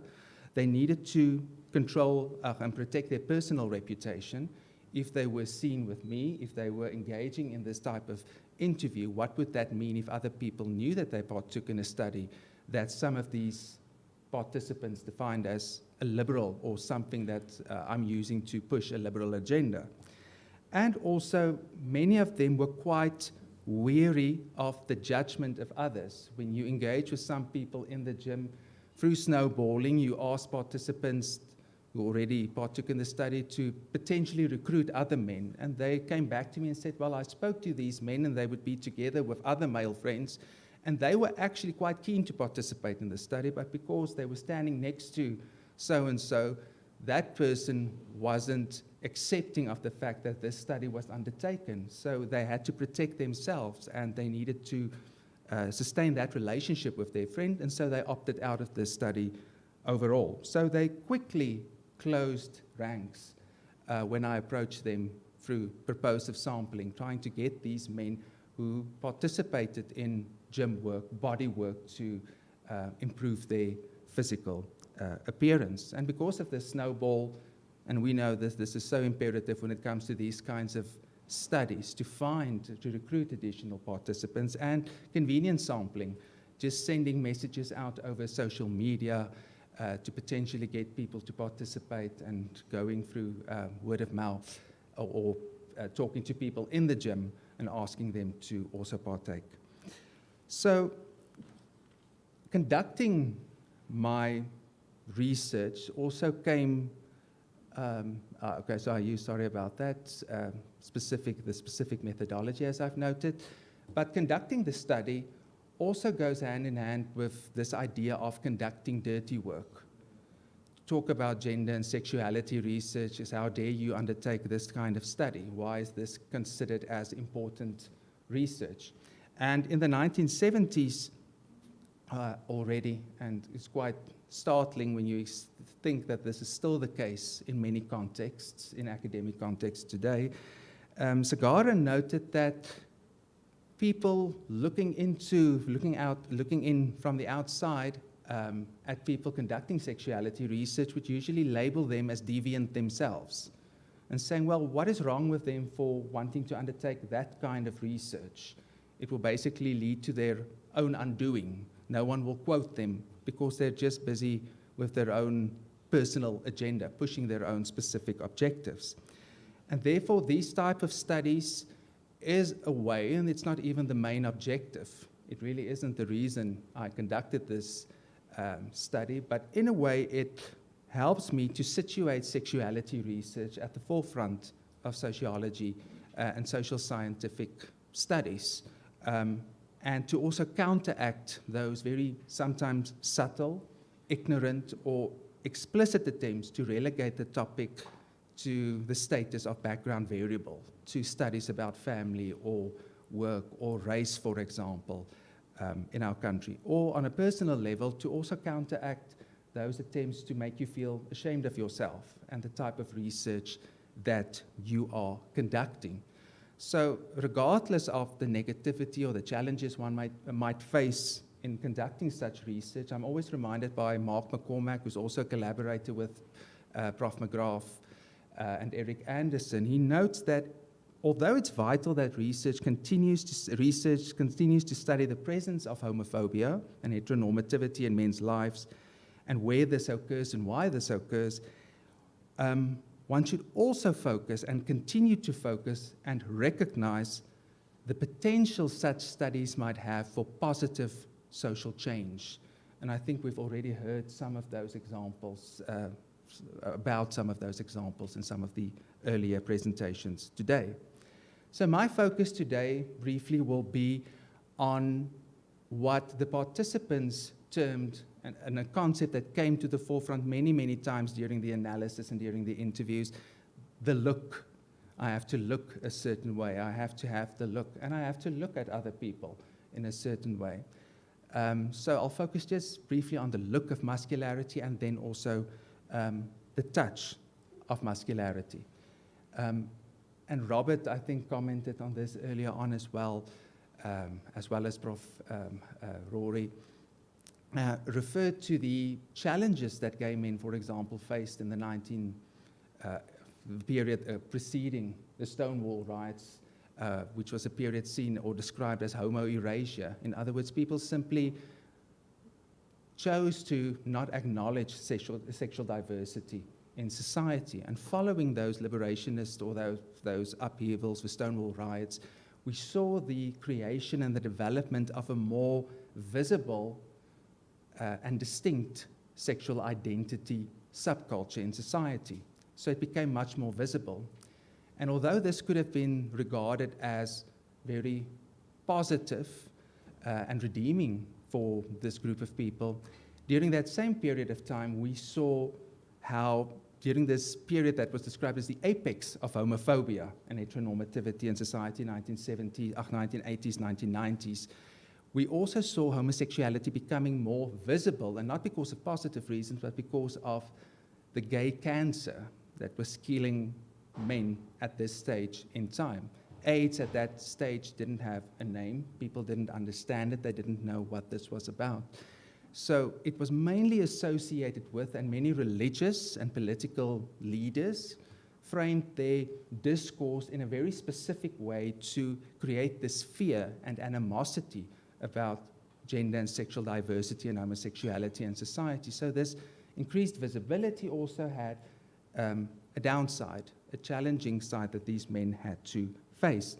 Now, concurrently, alongside this image of the frail and ill AIDS patient at this stage in time, the gay clone developed as a very specific form of masculinity where gay men primarily, and the ones that Anthony said earlier on, they can't be gay. They have to be confused probably because they have this very muscular, muscled body. And the gay clone became this image and this representation of the manliness of gay men and also the masculinization of gay culture. It made homosexuality and the gay culture masculine again. And I always go back to Eric Alvarez's quote where he says that the gay clone was the first of many modern times gay ideals, but the clone was also the embodiment of gay men reclaiming those things that society had denied them for centuries: their body, their masculinity, and ultimately their manhood. So a great deal of studies have been devoted to studying this preoccupation of gay men with gym work, for example, to gain this muscular aesthetic, focusing on body surveillance among others, and to assert their masculinity. And the gay clone was a means to an end in this regard. And this created what Demetrio refers to as a so-called hierarchy of beauty in the gay culture, a form of internal hegemony in a way to say, well, we started dividing and different gay men based on their appearance, for example, based on their performances. Robert referred to the bad gay earlier on. So if you were to be defined as the good gay in society, you had to be muscular, you had to present as straight, you had to be more private. So you basically had to assimilate into society and become heterosexual in a way, to be accepted. So actually, in a way, contributing to your own oppression in a manner of speaking. And that was opposed to the bad gay who was seen as being more predacious, promiscuous, loud, and visible, and someone who challenged heteronormativity. Okay, just some of the findings, and this became very apparent in the study, where some of the gay men noted when I asked about the importance of muscularity, they said, well, I obviously want to look like that. That's what it means to be a real man. The butch, well-built, rugged, muscly appearance. And very important, men did this not necessarily to attain sexual capital or spornsexual capital, but just to be accepted in society, to have a sense of belonging. And as one of the participants, I think it was Enthusio, who noted that to be given permission to be in the gym and basically engage in a type of exercise that we will associate with heterosexual muscular men. As the one participant noted, being big and being a buff guy, people just see you differently. They listen to you, they take you seriously. So projecting that type of image. A very important or very interesting quote was that of Enthusio, who actually commented on the way in which gay men were expected to perform their masculinity along the gay clone lines. When he said, when you are gay and you approach a heterosexual man or vice versa, you have to be immediately wide awake, immediately. You know, you have to push your chest out right away. How shall I say? You are an alpha male. You always want to be an alpha male. You always wanted to be this growing up, or rather, I think that the majority of men do. So when you stand there and you're now this frisk Chris, and you're gay, and the straight guy walks past you, you always want to feel better. So push your chest out and flex your muscles. So you basically have to project this muscular, masculine image to avoid any potential homophobia or discrimination. as such, we see how this appearance of muscularity help many of these participants to get their gender performance down, to do their gender correctly, to say, well, this is what I should look like, this is the way in which I should act.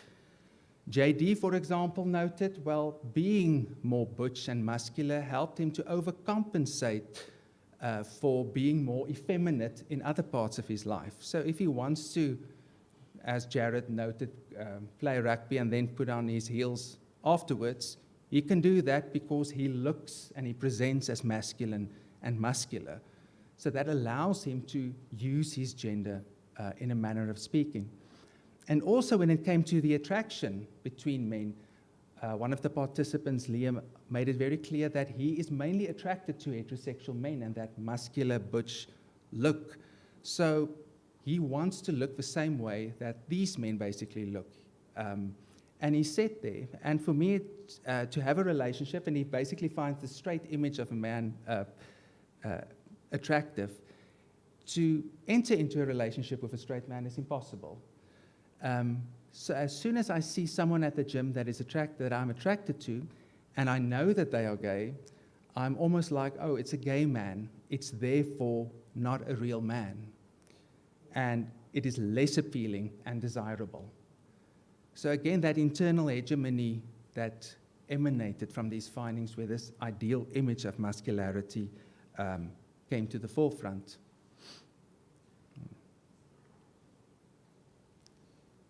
Just move on for me, thanks.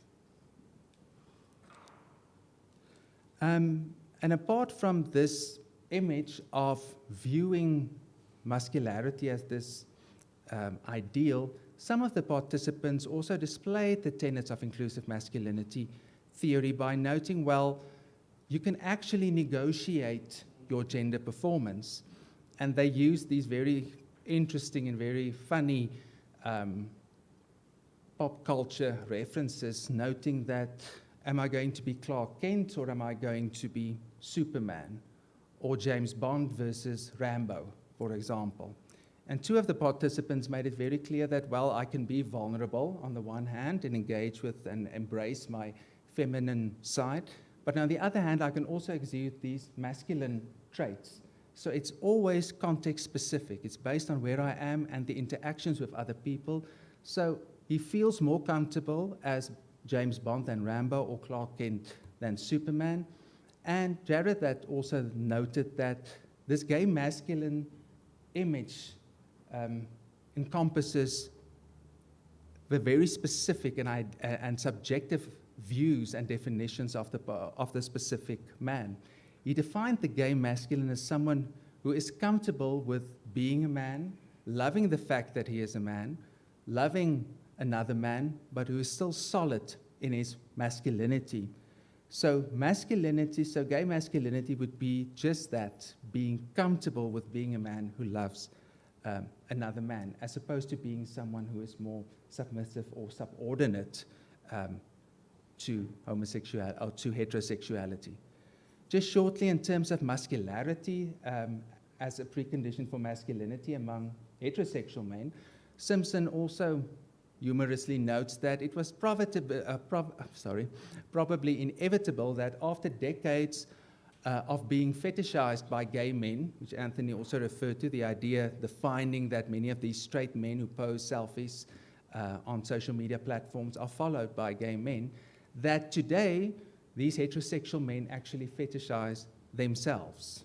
They basically become their own love objects in a way. And so the buff agenda becomes all the more important. And many of these participants were very clear about the fact that they wanted to disassociate themselves with this appearance of this twig appearance, being too slim, because that would basically take them back to that idea of gay men being more frail or effeminate. You had to look and present as muscular. John, for example, noted that muscularity should be synonymous with my name. It's important for me to do my masculinity correctly, to be, in order for me to see that I'm able to achieve it. So it's talking about this idea of this constant form of reflexiveness on the part of heterosexual and gay men.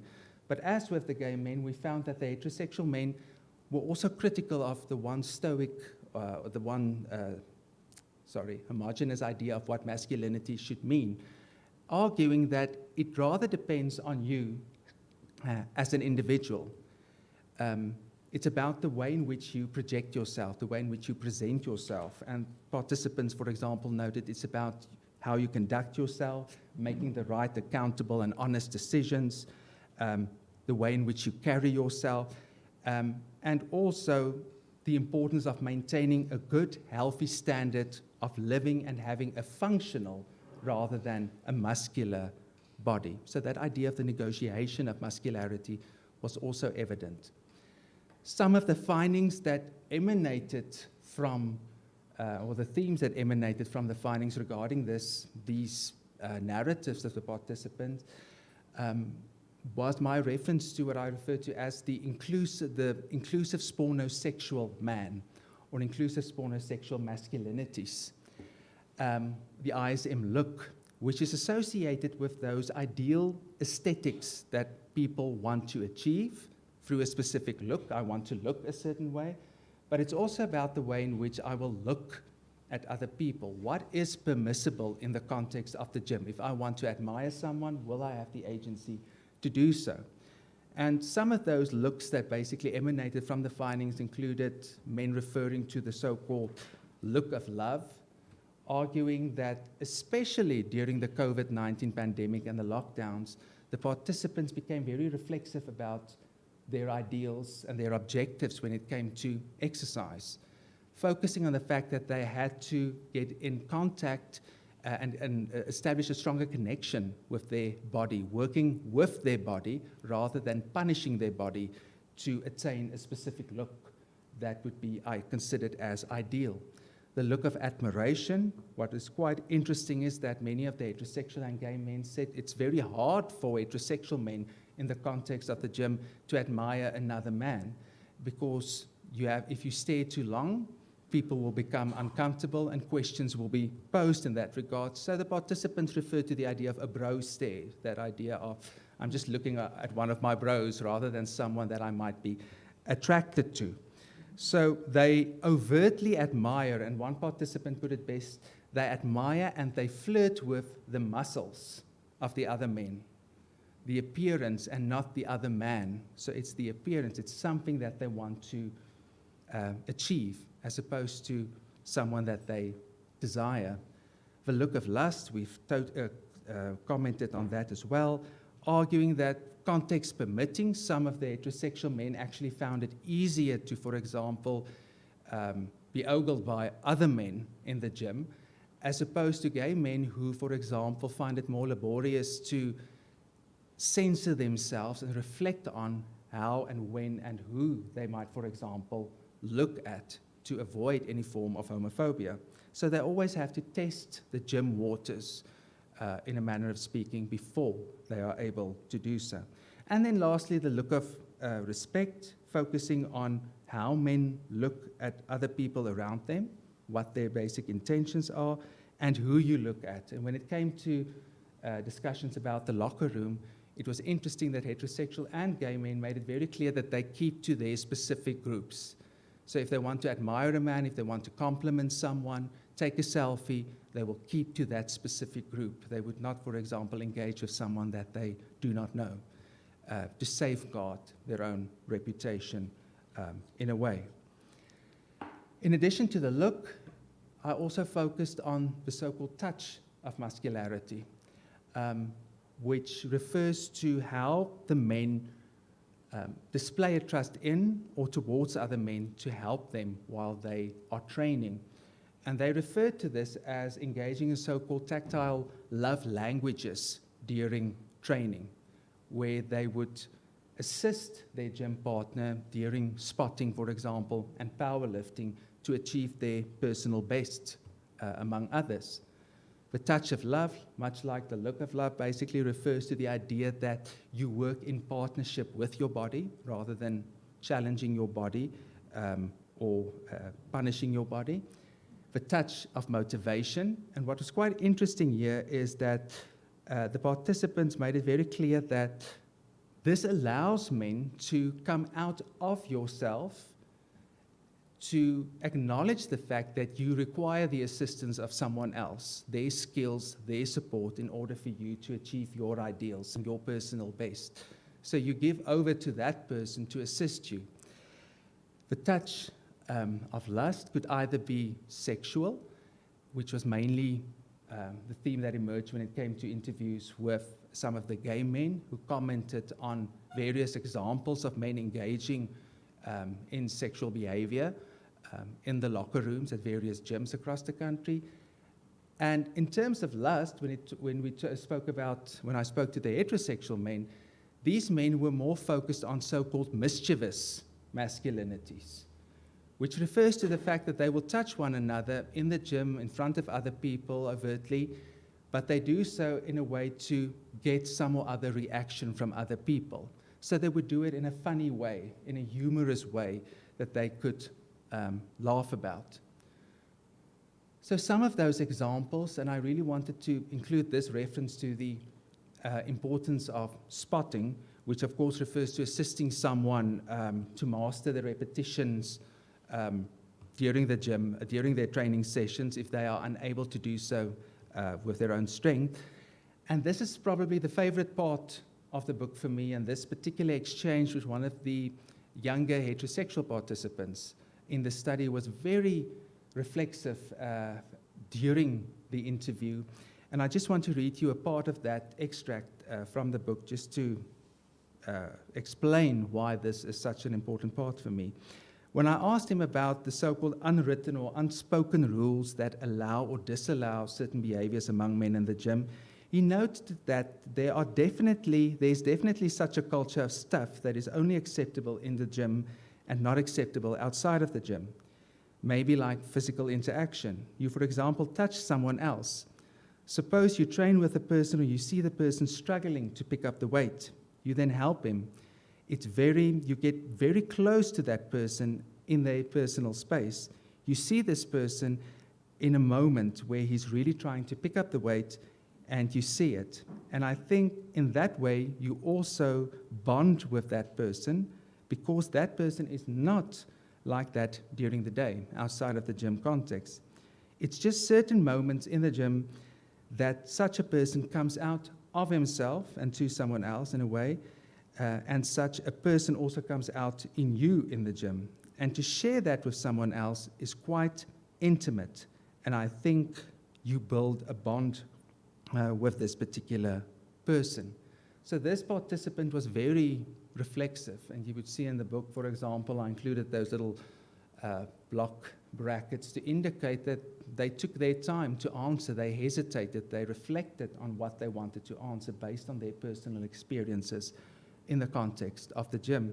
And his quote also reflected Hurushka's reference to the fact that allowing someone else to touch you is basically, and to be touched or touching someone else allows one to engage with your vulnerability in a manner of speaking. Other participants, heterosexual, and very interestingly, most of the gay participants noted that spotting basically simply took place to assist their fellow gym patrons. And when it comes to mischievous romances, the idea of mischievous masculinities, this was mainly associated with heterosexual men who provided a number of examples of this mischievous play among heterosexual men, which wasn't labeled in any negative way. And it came down to the specific context, the social context that they would partake in. Wesley, who was in the South African Defence Force, recounted many examples in the locker room where they would actually mock one of their fellow gym patrons for not having the sufficient derriere in a way. So he had to exercise that, so they would mock him about that and they would slap him. But it was acceptable, it was mischievous within that specific context. So it wasn't about being sexually attracted to another man, it was about playing around and basically using their gender in that way.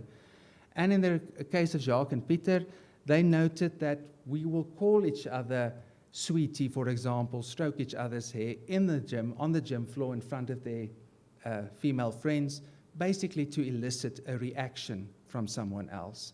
So any form of sexual behavior or attraction or intimacy was meant to be a joke among these heterosexual men. And then lastly, in terms of the locker room, two tales, and I thought about two tales of the city, so I made it two tales of the locker room, basically, that emerged from the findings was gay men in the context of the locker room being very reflexive and attentive to the fact that they shouldn't make heterosexual men uncomfortable with them being present in the locker room, and also the idea of being able to either admire another person or to refrain from doing so based on the very specific and static ways in which we look at masculinity.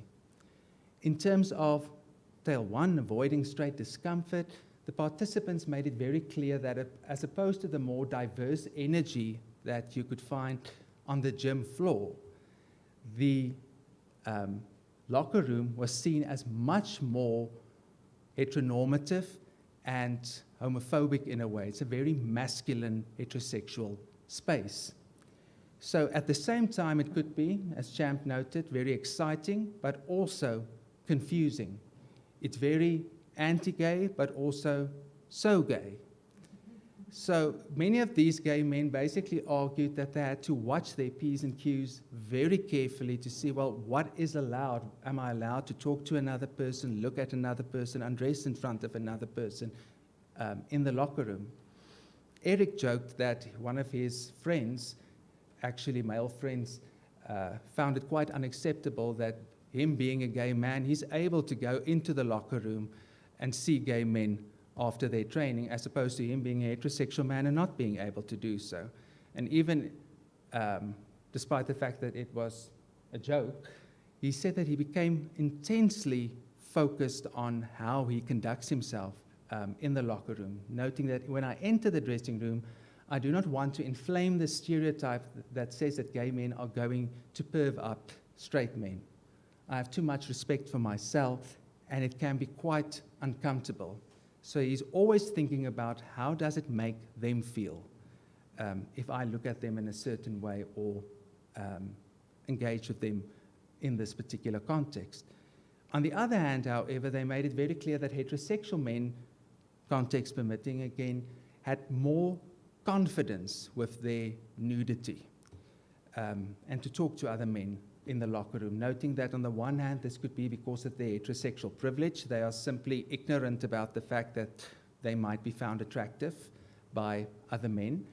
And also, this privilege also conversely permitted them, as one of the participants said, to hit on some of the other men in the gym and create these false expectations with the gay men, which became very damaging because the gay men would, for example, think that, well, there's potential here, this person likes me, for example, but they simply use it to exert their privilege, their heterosexual privilege. And then in terms of the second one, orthodoxy versus adoration, one of the main aspects or features of inclusive masculinity theory is the fact that it's mainly associated with younger men, and the tenets of inclusivity, homosociality, a lack of homohysteria, are much more evident among younger men, millennials, for example, Generation Z, or Z, for example. And when it came to the locker room, I found it quite interesting that in terms of age, heterosexual and gay men were very uneasy and uncomfortable when the men that were, for example, naked in the steam room or in the locker room were older than they were.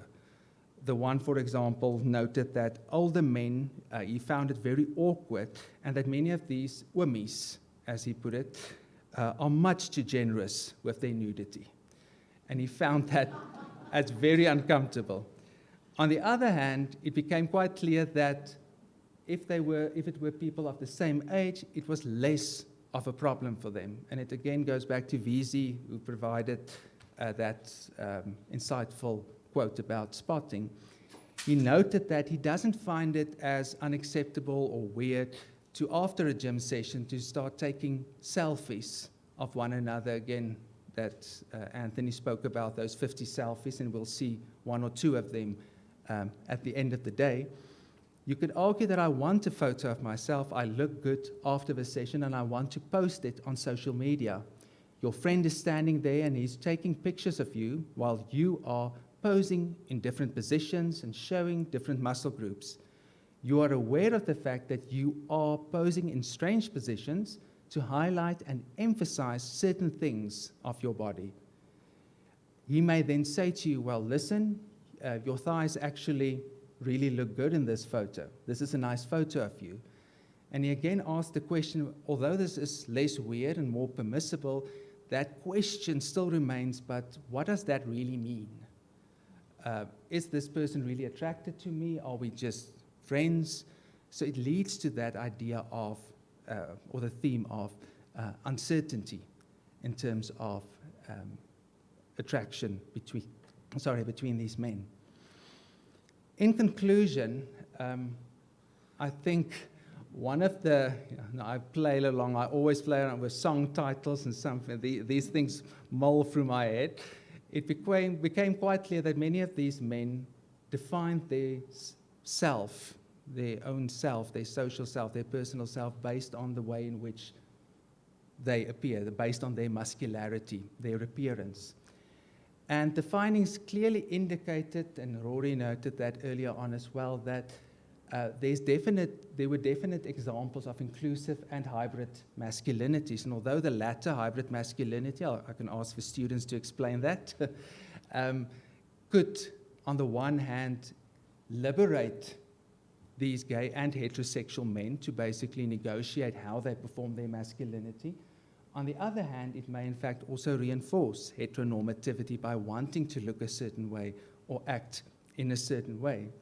But regardless of this, it was evident that in their gym and body work, inclusive spornosexual masculinities was definitely evident. And I define this typology of inclusive spornosexual masculinities as men's ability to transgress that institutionalized understanding of what sexuality and gender should mean, of heteronormativity, by engaging in homosocial tactility, touch, and the critique of homohysteria, not being fearful of being labeled as gay or bisexual based on your behavior towards other men. And I originated or created 8 typologies. We always love to do that as academics, to create more and more and more typologies and categories. But these different categories were not, I didn't organize them along binary lines to say it's either this or that. It really are on a continuum based on the specific context, based on the specific time, the person. I referred to, I think I called it the masculinities for all seasons or something in the book. So it's really about that specific context that the person is engaged in. And there are just some of those examples of these typologies, referring to agentic and archetypal masculinities. In other words, the fact that you are able to create your agency or use your agency to define your masculinity in your own unique way, but you still do that by knowing that you are in a very heteronormative or heterosexual context. So the extent to which you are able to enact your agency is always dependent on that. Embodied self-sexualization, in other words, the idea of objectifying yourself, self-objectification, is not necessarily something that renders you passive,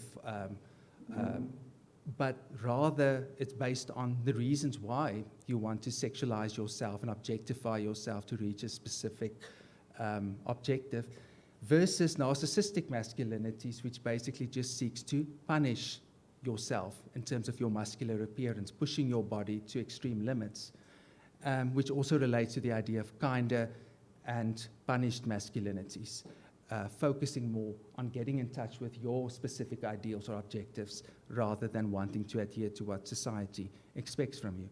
And if you want to know what the other 5 entail, you are welcome to buy the book and read about that. I can use time as an excuse. And so finally, what was definitely evident in this study was that the men displayed or provided examples of inclusive masculinities. As Anderson argues, McCormack and Rory also noted that homophobia and the decline in heteronormativity and homophobia is uneven. So it doesn't mean that because inclusive masculinities are evident in society, that hegemonic masculinity, dominant forms of masculinities are no longer influence men. These are still existent. Where men, for example, can be the partial straight gay. In other words, the gay man performing in a straight way to be accepted, or the partial gay straight. In other words, the metrosexual, in a manner of speaking, to still be accepted by other people, but not to push the boundaries too much. The examples that emanated from the findings of inclusive spornosexual masculinities is what I refer to as the attentive gay masculine and the attentively tough straight. And the attentive gay masculine, here I'm stealing from Jared and his very nice discussion in the book as well, where he said that this is a man who is comfortable with being a man who loves being a man who loves another man, and a man who remains steadfast in their masculinity. The attentively tough straight is a man who is steadfast in his commitment to appropriate, engage in homosexuality rather than homohysteria, to navigate and negotiate his masculinity in relation to or with other people. So both of these masculinities evolve in a horizontal way when we talk about homosexuality. In other words, encouraging homosexual behavior among men without necessarily discriminating or placing men on different levels of importance in terms of their masculinity. So I think one of the most important findings from this study, or themes that emerged from it, was the fact that when you give men the opportunity, but most importantly the permission to reflect about their masculinity regardless of the context, they are more than willing to reflect on that and actually challenge traditional orthodox or patriarchal understandings of masculinity. I thank you.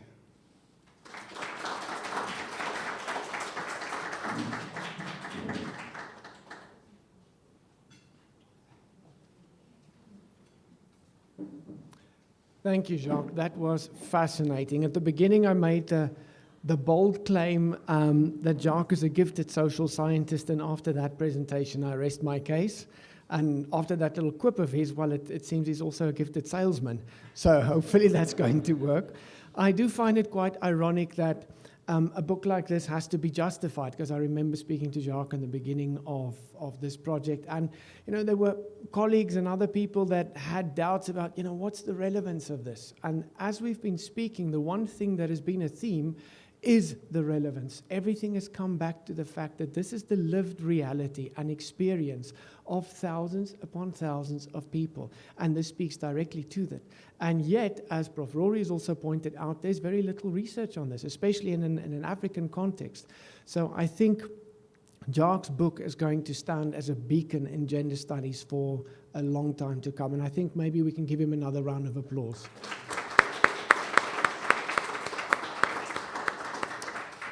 And while we're in a thanking mode, we are going to continue with a few acknowledgements and thanks. I'm just going to start specifically acknowledging a few of the people who contributed to today's events, and then Jacques and I will acknowledge some people by handing over a token of appreciation. So first of all, we'd just like to thank Krista Gully for the venue and the catering. We'd like to thank EB's Nursery and Flower Shop for the beautiful flower arrangements on the table. Mr. Ian Duplessis and his team of No Beat, No Music for managing the sound, the live streaming over YouTube, and the presentations. I think you did a very professional job. And then thank you for Ivy Line Technologies for all the printing. Nikki Janssen van Vieren of Chili Picnic, ready with a camera there for the photography. And then Dr. Jani van der Vyver, who's the Senior Faculty Liaison in the Faculty of Humanities, for the design of the invitations and the program booklet that you have in front of you. And then Mr. Hanshin van As from Interpretation Services of the Language Directorate Office for the Zoom license. And then we also want to hand out a few tokens of appreciation. Jacques, would you mind doing the honors? All right, so firstly, just a big thank you to Professor Balfour.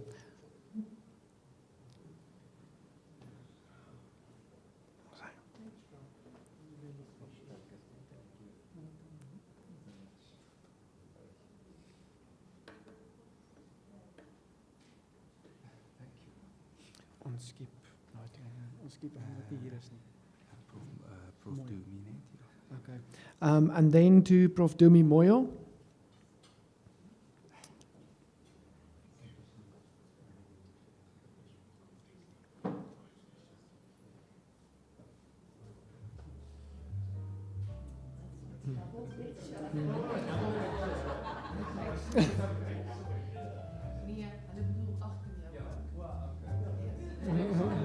That's fine.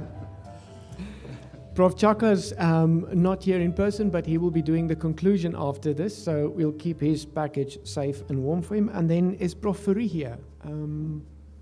Yeah, she's here.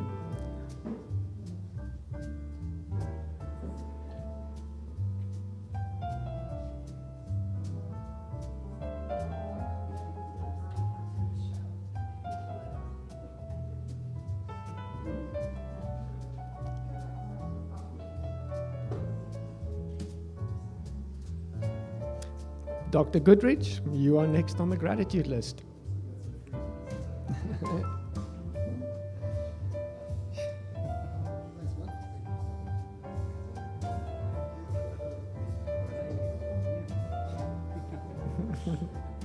Professor Brown, thank you to you too.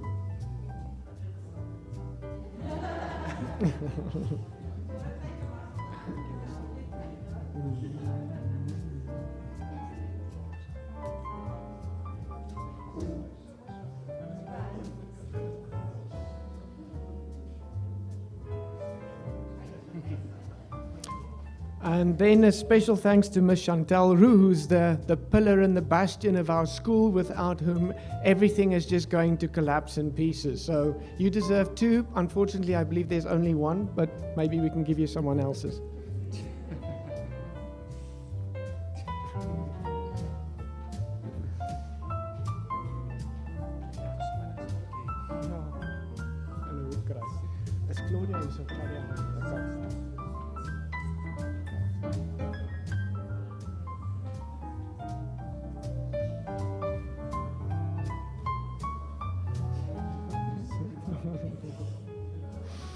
And then Miss Simone Roos.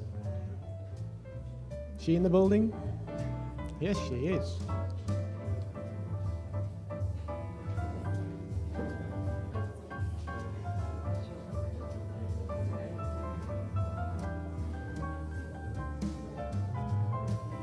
Okay, die laaste drie gaan ek maar nou net lees of net. Ja, jy kan dit sommer net lees en dan sal ek nou. Okay. All right, so lastly, we just, although they're not here, would like to extend a special word of thanks to Prof. Camilla Naidu from UJ and Prof. Dennis Francis for writing the endorsements for the book, and also to Antony Sami and Nina Gutapale, I'm not sure how to pronounce that, from Springer for the patience and guidance throughout the editing and publication processes.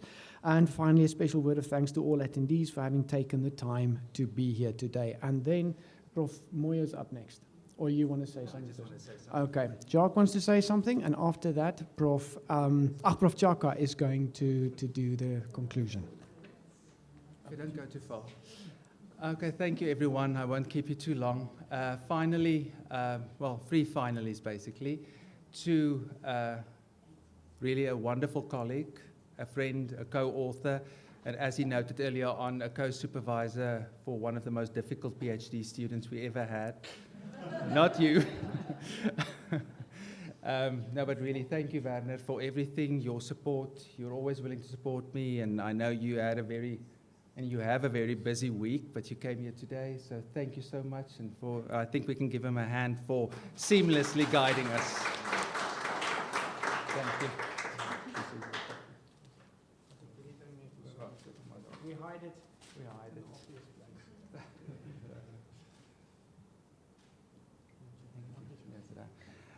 And then to someone who made sure that I had all my I's dotted and T's crossed. I want to thank the language editor, to Jackie. Just want to come here. Everyone will get their few seconds of fame today. 14 months ago.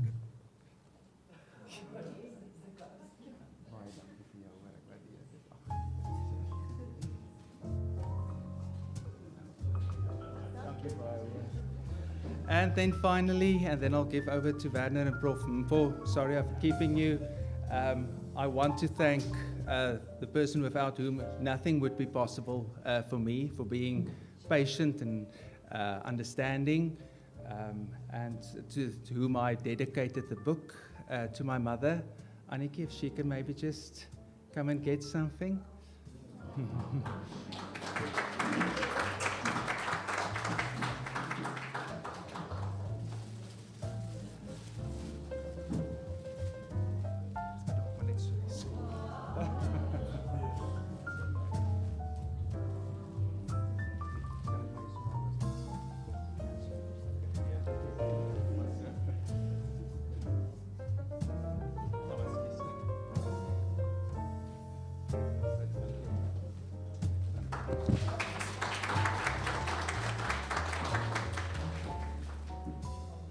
Thank you, Werner. You can just organize maybe.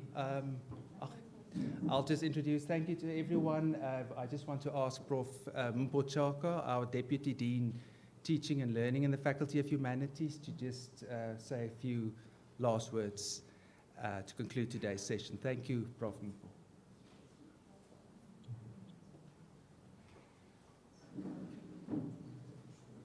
Good afternoon, colleagues. And let me take this opportunity to thank you, Prof.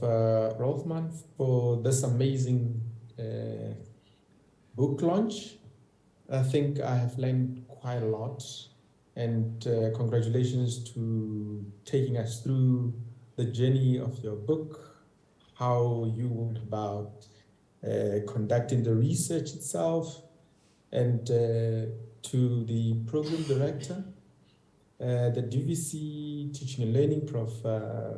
Robert Balfour, our executive team, Prof. Dumi, the school director, Prof. Andrew Goodrich, and to all the colleagues who have done amazing work, the planning team, colleagues who have joined us for this event. You actually made me jealous, Prof. Rothman, with handing out quite a lot of stuff, and your presentation that was really amazing. So this has been an amazing event, quite an interesting book launch. So what does this mean for me as the Deputy Dean for Teaching and Learning in the Faculty of Humanities? I do believe that you have really touched quite a lot of aspects that provides a good contribution for humanities and social sciences alike within the South African context, man.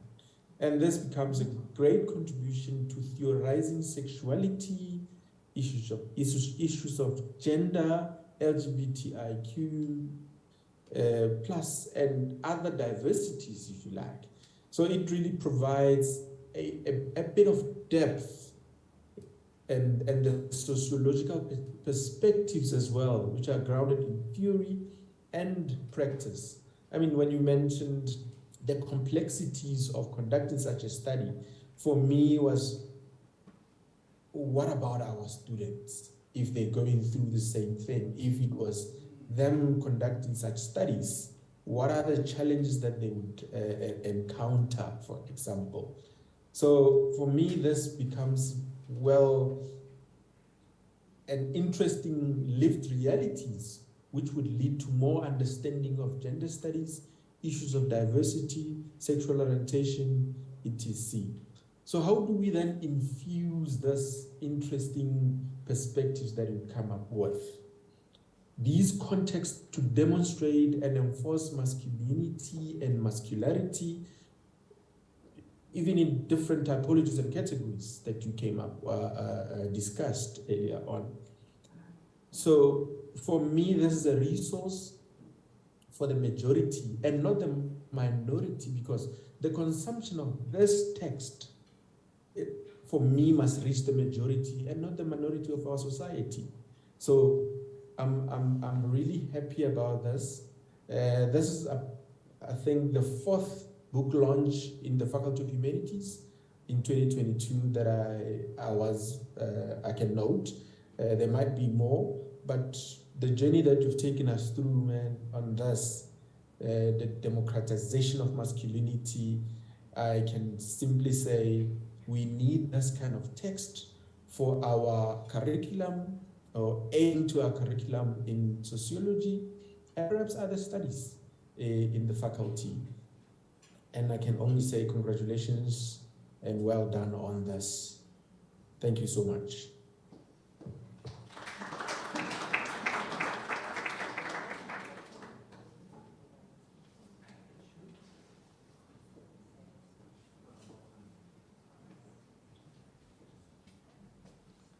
Thank you to Prof. Chaka for closing the festivities or the ceremony today. We really appreciate that.